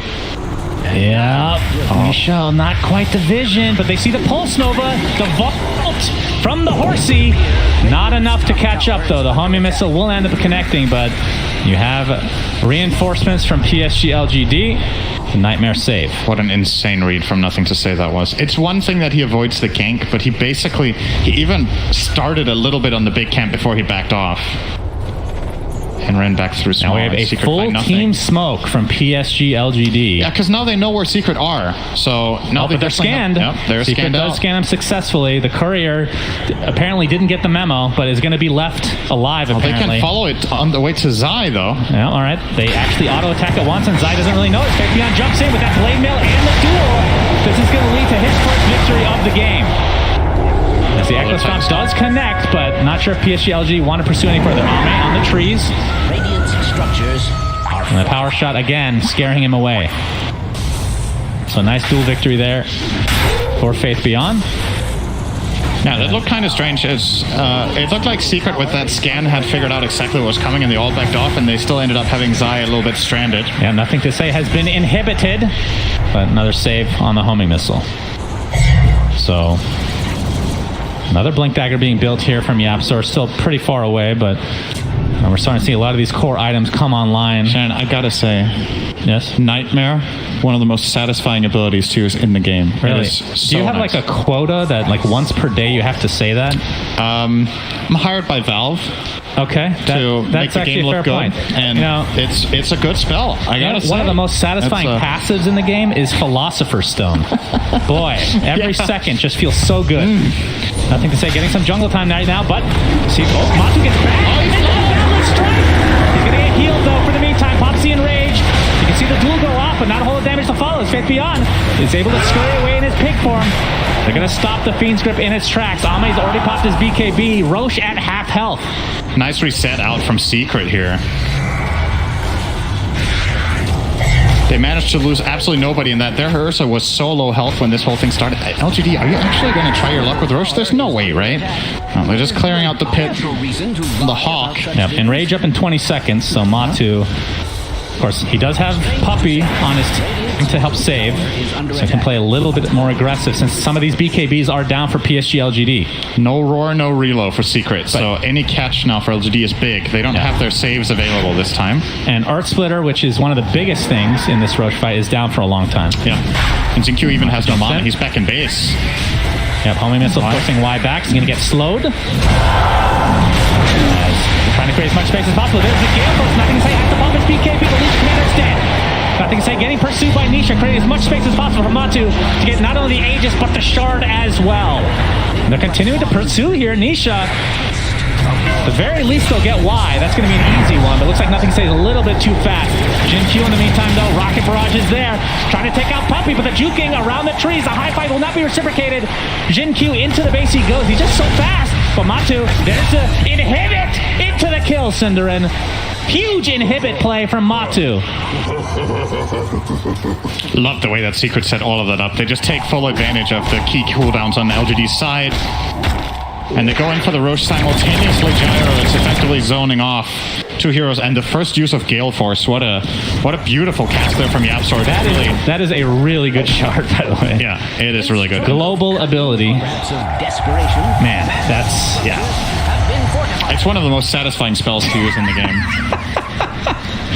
From a viewer perspective, I can't deny you that one. You see the heat map here for Yapzor. Oh, Faith Beyond jumping in with that blade mail. That's going to be a dual victory for him.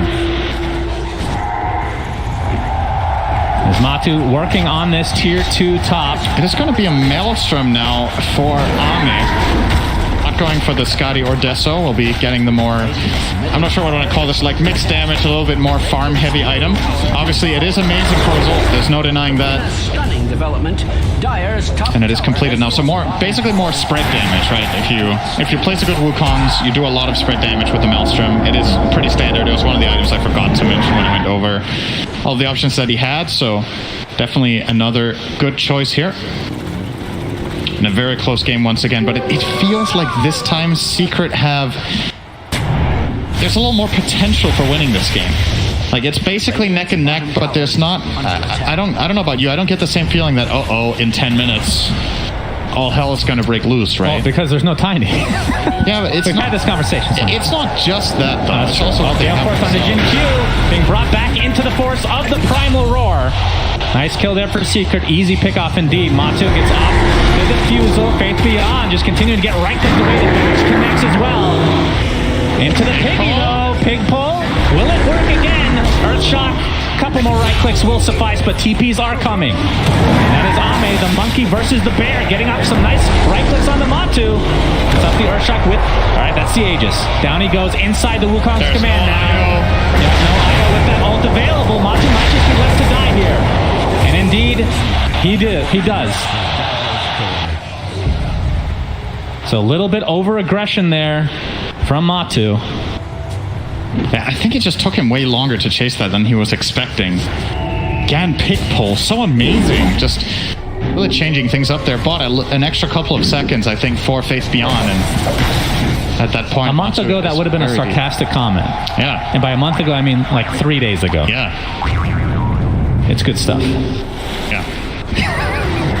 Thanks for joining me today. Hell yeah. Cinderin. This Puppey's getting some farm in the jungle. In the meantime, Nisha has his Dragon Lance, is now going for Aghanim Scepter. I thought that this would have been purchased a little bit earlier, but... Yeah, opted for with the Dragon Lance, I guess you want the safety against perhaps, you want a little bit more distance against Legion Commander, against Elder Titan, and most importantly, against the Monkey King Ring. It gives you more options to hit from outside that. Not to mention, of course, the stats on this item still very good. 16 agility, 12 strength is pretty good value for what you pay. Yeah, for sure. Matu getting help from Puppey in the jungle now. We already saw the Basher, and BKB is next on the menu for him.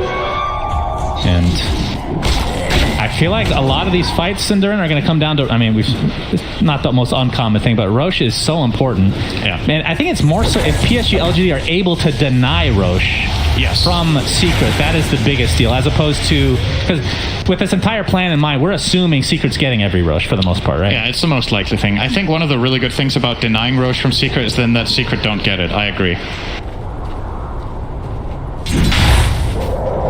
Jin Q, Gale Force, he's able to walk it off. It looks like me when there's a lot of wind, just trying to waddle away. You're trying to win the awkward contest or what? I concede. I concede.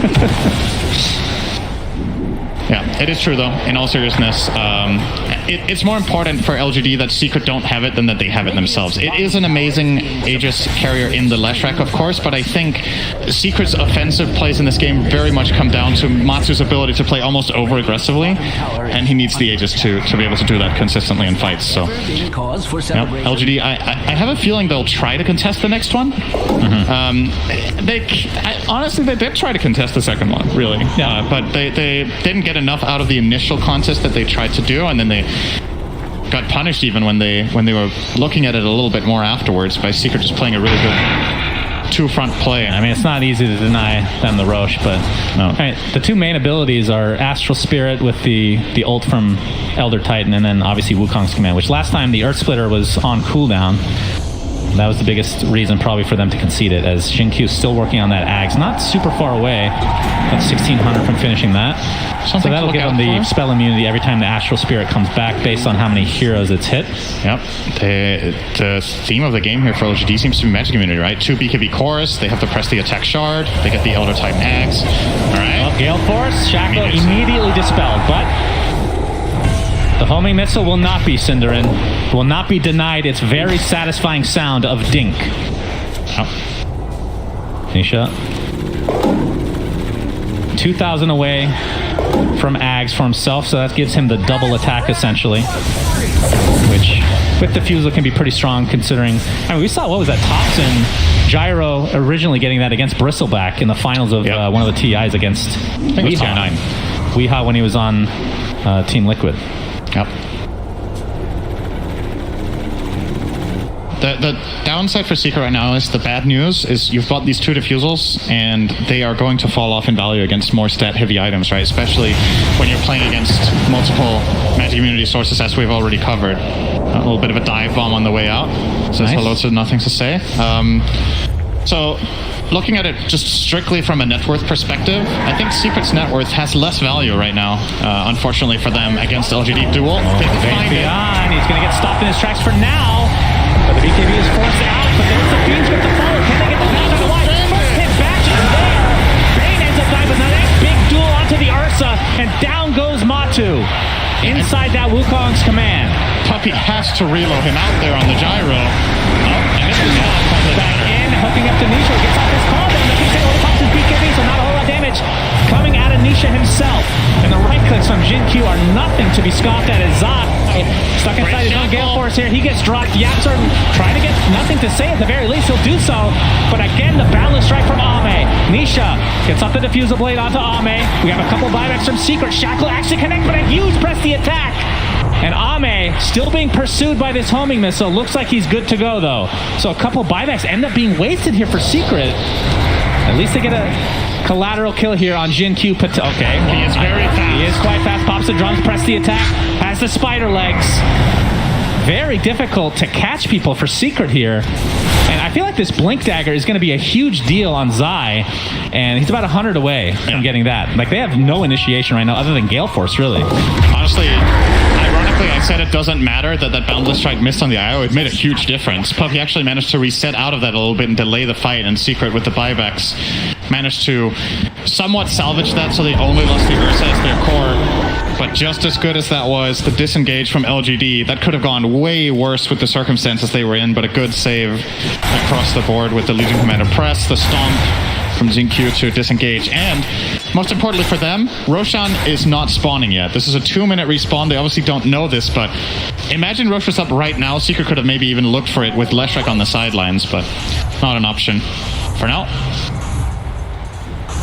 as this Roche is almost maximum respawn time, obviously being 11 minutes. I think this one respawns after like 10:40, just looking at the clock here, 10:45. So that's good news for LGD fans out there. I think they're happy with slower Roche spawns right now because Secret's time,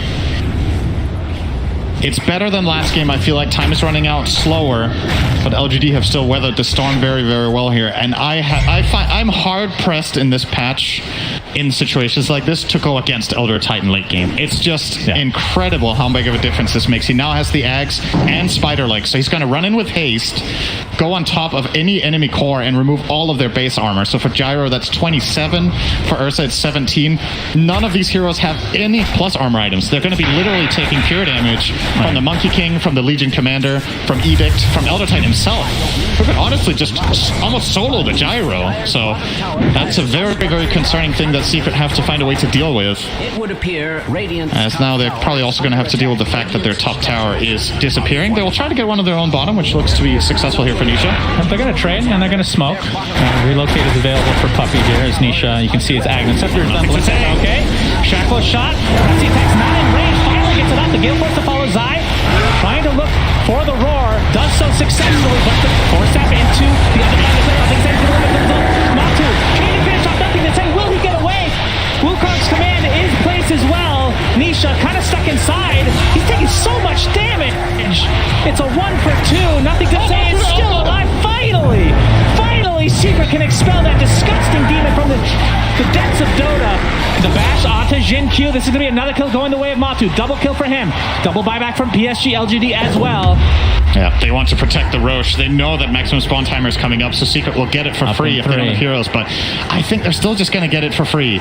You're 5-on-3. Secret looking to invade first. It has spawned now. They didn't see that, but obviously if they've kept track of it, they know it's coming up now, and the Absol will see it. And they're going to go for Roche after taking this outpost, you would imagine. Really great catch onto the Lesh. He was not expecting the smoke gang, clearly. They save him for so long, but nothing to say. That force step is clutch. And then the grip, buying the space, but it means Y will die. Nothing to say. Has to run away the entire fight, can't fight back. Eventually does get caught and killed. And such a long chase on nothing to say. Aegis and Cheese going the way of Secret here. Huge. Aegis, Cheese, and Refresher Shard, actually, which I would assume goes to Beastmaster. Yeah, for sure. So Zai with double roar. Really good patience from Zai, waiting for the press the attack before getting off the roar himself. And kind of unlucky for PSG.LGD that Faith Beyond wasn't really in range to. I mean, he was pretty close, but tree line area that they were at did not allow him the cast point to be able to actually get that off in time. Yeah, it took him very long to connect. And it was an immediate Yules right after. Yeah, Secret had an exact plan for what they were going to do there. To connect on and finish that kill. So 3k gold, Aegis Cheese Refresher, big swing here for Secret. For the first time in 10 minutes, they are favored by the win probability by a measly 53% to 47. Wow. But this is a very important fight coming up. Nisha has a double damage rune. He has to get dueled here by Faith Beyond. Nisha's going to kill them all off. Let's see if they've even noticed he has it. He is rocking the bottle, so showing it on the tower. If anyone had clicked him there, they would know. Yep. And he still has Aegis for 3.5 minutes. Everything online now for both respective teams. The tier 2 tower will fall. PSG.LGD kind of biding their time here. Yeah. I think ideally they want to try to outlast the Aegis if they can. Fighting into Secret now is really hard. Double damage on the Gyro. Sure, you've got the armlet on Lesh. Or armlet, yeah, right. Halberd. Love to see that. Yeah, great item. He's got the Halberd on Lesh against the Ursa primarily, but there's still the amount of damage is just going to be overwhelming with the Gyro Aghanins, so double damage. And going high ground won't. I mean, even with this Aegis, it's still going to be pretty difficult. It's against an Elder really Titan. I don't think Nothing to Say has Shard, but if he were to get it, that would provide a lot of space to be able to try to defend these towers. He did buy it? Yeah, he has it. So now we're going to see the split arts. Infinity. Oh, Gale Force is there. Nothing to Say going to get Presty attacked. And will live. What a spell. Yep. Absolutely. Split arts continuing to decimate here. Okay. Matu found Wild. Maybe we're taking out Matu. Has to pop his Enrage. Nice stats resist there as there's the save from Puppy to the other side of the cliff. And Nisha just continuing to go to town on this tower. And now the barracks. With that double damage like you talked about, Sinner, it's a 5 versus 4. Aegis and Cheese and Refresher Shard still on Secret's side. And with that, LGD will just give up the top barracks. So full set for Secret. It's now Butterfly picked up by Ame. Yeah, it's still 2 minutes to go. There's no reason to stop. He's now put onto Puppy. Oh, the jump in from Zion's just going to get dueled and brought down immediately. 50 seconds still buyback for him. All right. Nisha force-staffed out of the Wukong's command. This is not the level 25 monkey talent. He's not quite there yet. So it is manageable for Secret, but I don't think they're going to go without Zai. That's such an insanely fast boundless strike. Zai was going for a blink roar and got stunned right away, and then they turned it into a duel victory, and that will stop the push. But Secret probably still relatively happy. They got a full lane of barracks. They have a minute and a half left in the Aegis that they probably will end up not really getting to use in this situation. It's about a 1 minute. It's good value. 1 minute time window for that, technically. It's technically possible if they set up the play right away. But yeah, it's really hard to go high ground without getting that pick off first. So the pick off on Y provided them with quite a bit. And now the neutral items are dropping, Cinder, and anything game breaking here. Got Witchbane. Spell Prism is very good on the track. Aesthetics Cap found on Puppy could also come very much in handy against some of these PSG.LGD heroes like the Legion Commander. They will give Spell Prism over to Nothing to Say. So 18% CDR, 6 all stats, a lot of mono regen. The mono regen largely irrelevant here. I don't think the fights will be long enough for him to run dry, but you never know. It could happen. Diffusals. A lot of diffusals. True. Against the diffusals, it could make a difference. It's going to be stunning out the Hawk here. Gale Force. Gale Force again. Nothing to Say. Literally running in place. He's on a treadmill. Needs to work out. Get some cardio here. 30 seconds with the Aegis. Nisha trying to go for this tier 3. Nothing to Say. Doing so much damage. So Nisha has to be forced out to safety. They don't want to get baited in with this Aegis expiring. Yep, he does have the Aegis, but dying there makes that fight really awkward. Yeah, that could have made it really awkward. Like, we're making it sound like, okay, his death, and he's not truly dead, but it would have set the scene for LGD to land all of their connective spells like Elder Titan Monkey being set up, but they do get him out of there. And Secret will go full retreat mode. I wonder what Matsu's going to do with this Abyssal, by the way. I think honestly, the best pick that Secret can find in the beginning of the fight is Bane. If Matsu can jump on him and kill him off immediately, that makes a huge difference. Obviously, Y has both a Force Step and a Telescope to try to save his allies and make sure he gets off a key Fiend script. And he's the only hero that's easy to kill, really, for Secret right now. Dive Bomb, yoink. And that's assuming, I mean, he would pretty much have to use the Abyssal Blade to try to get that kill, and we're assuming that LC is not in the vicinity. To dispel that. Well, even if he presses, then there can still be a bash proc, and Matsu kills him so fast that a lot of the time he can't react in time. So, and obviously, something we maybe don't talk about enough in general about Bane, Enfeeble. Very important spell. You saw it there in the Siege. He just cast it on the gyro. He loses 60% damage, 60% regen. And also the cast time reduction as well. So it is a pretty cool spell against Io. Yeah, true. That Y could make a big difference with. I think Bane, by the way, one of the highest win rate heroes of the main event. I don't remember what it was, but... Which, that is not... That's pretty unusual for Bane. Yep. Usually his performances are not super noteworthy at any tournament, really. Can't be a bit skewed because PSG.LGD like the hero a lot, and they win every game, except true. maybe this one. And they did go 2-1 against T1, of course, in the upper bracket. If you're just joining us, this, of course, is the upper bracket finals best of 3. PSG.LGD has the 1-0 advantage right now. They did meet in the group stage, and they did split. And that was PSG.LGD's only loss in the entire group stage, was the one single game to Secret. Yeah. But you noted before, that was a game where they picked Death Prophet, which they haven't had the best of success with at this tournament. Yep. Secret got the smoke from Secret. Like a broken record. This will be into LGD's ward. If LGD have someone here breaking the smoke, Y could get caught. Force. Gale Force. Force that though. He's still stuck inside, but not able to reach him is Secret. Very tense now. Very quick on the Lotus there as well, Faith Beyond. And we won't know when the next Roche is up for another 40 seconds. As Ame is Lotus orbed. As the Butterfly, he is pretty fat. Yeah. Aesthetics cap on him as well. As well. This is Romania. This is a Transylvanian accent. I don't know what that I have no idea where that came from. That's funny though. Pretty big item here. You're playing against some key stuns. And of course, just to recap how this works, whenever you get debuffed, you get 40% status resistance for 3 seconds, so it makes it harder for Secret to chain stun him, which is very important against especially Primal Roar. Also Shackle Shot. And it's all about, for PSG.LGD, it's all about getting their dispels off, right? Like getting the press the attack game with BKB, and then they can stand their ground. Roche is up in 40 seconds. With an uncharacteristic mistake there. What's that? He was Boundless Striking the mid-wave to push at the exact same time they smoked. So Smoke actually broke Boundless Strike being a physical ability. Oh, Secret. And this could give Secret some really good info, because now they're seeing Ame's movement. Yeah, they do see this. They're going to de-ward is PSG.LGD, so... Secret. And of course, with the vision advantage, I mean, with just having a Beastmaster on your team, it'll allow you to be able to see Roche when he actually does spawn, if they want to put somebody in there, either a Hawk or a Boar. But pretty early respawn for Roche, and this is going to be number 4 Cinder, and so it's going to have Ags and Refresher Shard and Cheese, and of course Aegis to work with. So many items. 42 minutes in now. Whoa! I hear a roar, but the Force Staff to safety for nothing to say. That's 1 roar down, and again, he still has that Refresher Shard. He used it instantly. Oh, he used it already. Yeah. Okay. So that's a bit of a loss here for Secret. That could have actually played a key role in their upcoming fight, but now Zai won't have it. That could have helped them get this Roche, which has just spawned. So 1 roar down, like you said. Pretty big deal. But that just goes out the window. Do you know if they saw him pop it? Was it in vision? Oh, the shard? I'm not sure. Yeah. I'm not sure if they saw him pop the shard.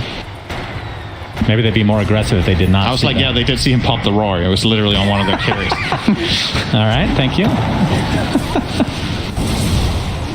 And Faith Beyond with 80 damage right now. Nisha double damage again. Yeah, we've been seeing a lot of double damages at this time, I won't lie. Gale Forts are trying to create a little bit of space.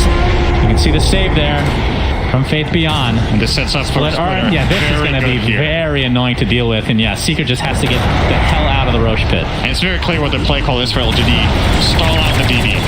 We don't want to fight into Gyro DD. Now it's gone. Roche just so confused. Why won't anyone kill me? Why am I getting invisibly stunned constantly? Over time, nothing to say, could solo Roche here. Very slowly, yes. I mean, if this was an old patch, the Monkey King, if he had Ags, he could solo it without even hitting it. What is it that Greek myth is of the guy who needs to keep pushing up a boulder? I don't know. Matu jumps in. Why is in a lot of trouble? We get Force Staff to safety and gets the grip off as well. Matu does get the original, so it's going to be difficult to kill with the dual damages there. And down goes Matu. 90 seconds does have buyback, though. And will expend it immediately. Wukong's command running out. There's the roar from Zai. Is there enough damage from Nisha to take out nothing to say? It's going to be close. He's getting the high ground. The power shot not going to be there in time, but Yapsor jumps in, gets the shackle, focus fire. It's still not enough damage. Nothing to say is invulnerable. Even the axes are dodged. Oh boy, Secret have to get this Roche. They have to get a pickup before going to Roche even. Matu just focusing on the kill itself. First splitter's down. All right, Secret. They use a buyback, very important one at that, but at least they get Roche and a bunch of items. Yeah. And Aghanim Scepter, is that going to be on... Yeah, that's going to be on Ursa. So you're going to have the lower cooldown on the Enrage, and you can use it while disabled. So Fiend's Grip essentially nullified if used correctly, Cinderin. That's a really, really big counter to Bane. Still can't remove the duel. Sure, obviously stick, but it's huge for Secret to get this. They now have 2 cheeses, one on Io, one on Gyro, 2 more for a pizza. Can you cast it while you're dueled? Like, I know it won't dispel, but does it activate like the... I don't think so. You're silenced, right? So you shouldn't be able to. But yeah, that's a big one for Secret. Of course, insane that Nothing to Say from LGD manages to escape there. A little bit of miscommunication between him and Faith Beyond. They ended up layering the Yules and Crest the attack. And that was what set up for the Roar follow-up from Zai. And by some miracle, they still got him out of there on 50 health.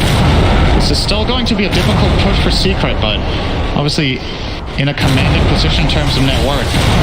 You wonder what the call here is from LGD. Do they want to try to wait out the Aegis and then go for a kill on Matsu? Obviously, there's going to be a little bit of a timing window where he doesn't have Aegis or buyback. It's buyback on a current cooldown of 6 minutes. Aegis lasts 3.5. So any kill within that 2.5 minute span could be a potential game-winning move for LGD. But for now, obviously, in a very tough position, and Secret will just try to either just take more and more advantage and get more farm out of the map looking for key items, or they will see if they can somehow at any point find Y out of position with that Ursa so that they can build up a fight. Y will have buyback this time, though, if he gets caught. Nisha just hit level 25, so he takes the talent for the flat cannon cooldown reduction. Yeah. So that's going to have a pretty high uptime overall. 12 seconds cooldown in all. And Matu, the extra attacks coming out for him. Any big talents for PSG.LGD that we need to look out for? Last 25. He just got the Edict talent. Okay, yeah, that's... Whew. Yeah, if they win like one fight, they can just go Throne with that Monkey thing. obviously has the ring, and no one else is really close to anything. Elder Titan close to 20. We'll get the 100% cleave. Okay. That's no joke. Okay. Obviously also... sitting on a Blink Dagger means that if he just gets the connection that he wants, he can kind of pick his target at any point in GQ.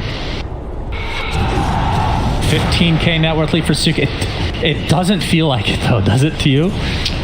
Maybe it's because they're playing LGD and they're just so crisp, but it feels really difficult to get another Rax here. It's not an easy game to end, but Secret are definitely in a commanding position just from... Like, when you look at the map and how it gets played by both teams, that is clearly that there's one team that's clearly behind and clearly ahead. But again, for me, the absolute net worth value is not equal. I feel like PSG.LGD's items do a little bit more bang for your buck there. We have a refresher on Ame now as well. Oh, wow, yeah. So 2 subsequent rings can be placed by Monkey King, can delay and defend for a very long time, and obviously if they have any sort of strong setup. A lot of the time what you do against Monkey King is you bait out the ring and then you disengage, and that just doesn't cut it against 2 of them. Swift Blink now on Matu. Yeah, that's big. Looking for Y. There's the roar. He's going to get decimated. No, the 4-step again with the press the attack. Beautiful shackle, though, but not resulting in a kill for Secret. So fast to react. They're just instant. The press the attacks have been absolutely on point for Faith Beyond, and 4-steps as well. So Secret, that was their first attempt at getting a pickoff here. Of course, with this Aghanim Scepter on Gyro, can at least do chip damage, but the split Earths are just so annoying to deal with. I don't know how you go high ground. It's only a minute left on Aegis, and I think they might have to just wait it out, Cinderin. Yeah. Earth Splitter, Echo Stomp, Split Earths, Wukong's command. I genuinely think LGD are going to smoke the moment this Aegis expires and try to find Matsu. It's a game-winning... It's their only true win condition for the foreseeable future, but it's so high impact if they pull it off that they genuinely could just potentially end the game in 2 minutes. Right. If they have any wave that they can connect into the enemy base within a minute, 60 seconds is more than enough for Monkey King and Lesh to take the towers. That does feel very transparent. Like Secret should know that is the win condition for LGD this game. They definitely expect them to play ultra passive here as the Aegis is expiring shortly. I feel like Io should be close to the Ursa right now, just in case. But he is playing with Gyro. Secret are maximizing farm on the map, and Matsu will... I thought for a second he was going to show himself mid-wave here. He doesn't have buyback, by the way. 400 gold away from that. It's just stuck in his own base. And Matsu, it's 2.5 minutes and 1,100 gold. Despite that, everybody else has buyback. But if you're Secret, yeah, there's no way you're going high ground now. Let's just go for Roche number 5, maybe 6, maybe 7, so maybe we can get double digits this game. And I believe once you get the double digits, it just drops every item in the game at once and it's a free-for-all, right? That's what I heard, at least. Maybe in the future. Okay. They're going to find the kill onto Y. But again, buybacks in tow, and yep, Gem on the deck, but Faith Beyond able to recover it. They were not ready that time with Faith Beyond. If you keep going for these quick pickoffs on Bane, eventually one is going to stick, and that one did, but...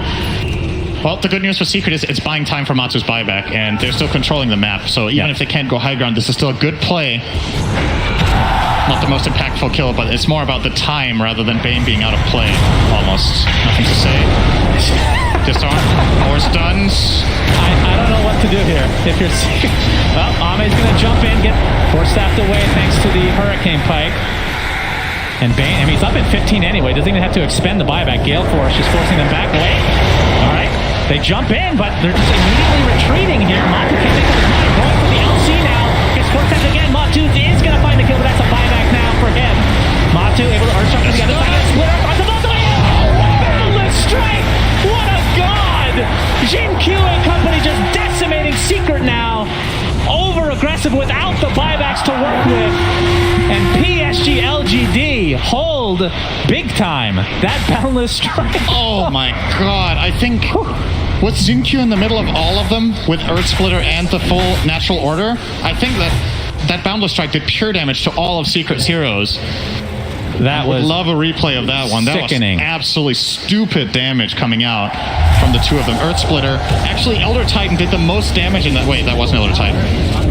Yes, it was. I take that back. Okay, look at this. Yeah. So I love the attempt here from Secret. Instant ghost we're gonna have a buyback onto Matu. Not sure if we're gonna have time to actually look at the replay. Live, I think. Yeah. Ame pops. That's the press the attack. Double buyback now for Secret. As you can see, no buyback for another 8 seconds on Matu. He does have the money though. So trying to delay here. There's the fortification. And there's the buyback available if he wants to expend it. They are going to keep going until this Ursa buys back. Absolutely. And with this diabolic edict, the duel comes in onto Zygon. The Gale Force to try to counteract it. Here comes some man plates as well. The jump from Matu. That is a deletion of Legion Commander. No buyback. That's a dieback. In fact, Matu. Look at this Gale Force. That was a double Gale Force, I think. All this damage being applied to Monkey. Give it Matu. If he gets taken out, that's a dieback from Matu. Double kill from GQ. LGD are doing it, Cinderin. It's a 1 for 3 with the buyback onto Y. And this is going to be multiple racks, if not more. GG's just called. Just like that. Just one misstep from Secret and LGD capitalized. That did not. LGD were going to be able to win the game there. And Secret got the first kill onto Legion Commander. Blink duels. They counteracted really nicely, but the damage is just... Again, this is what I've been talking about earlier. I find it so hard to go...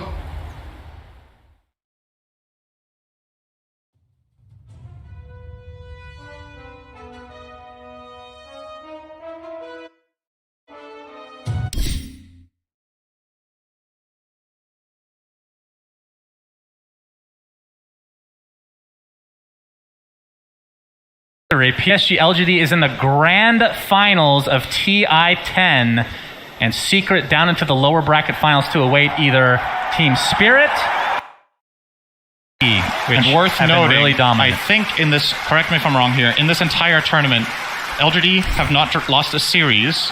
They've lost a total.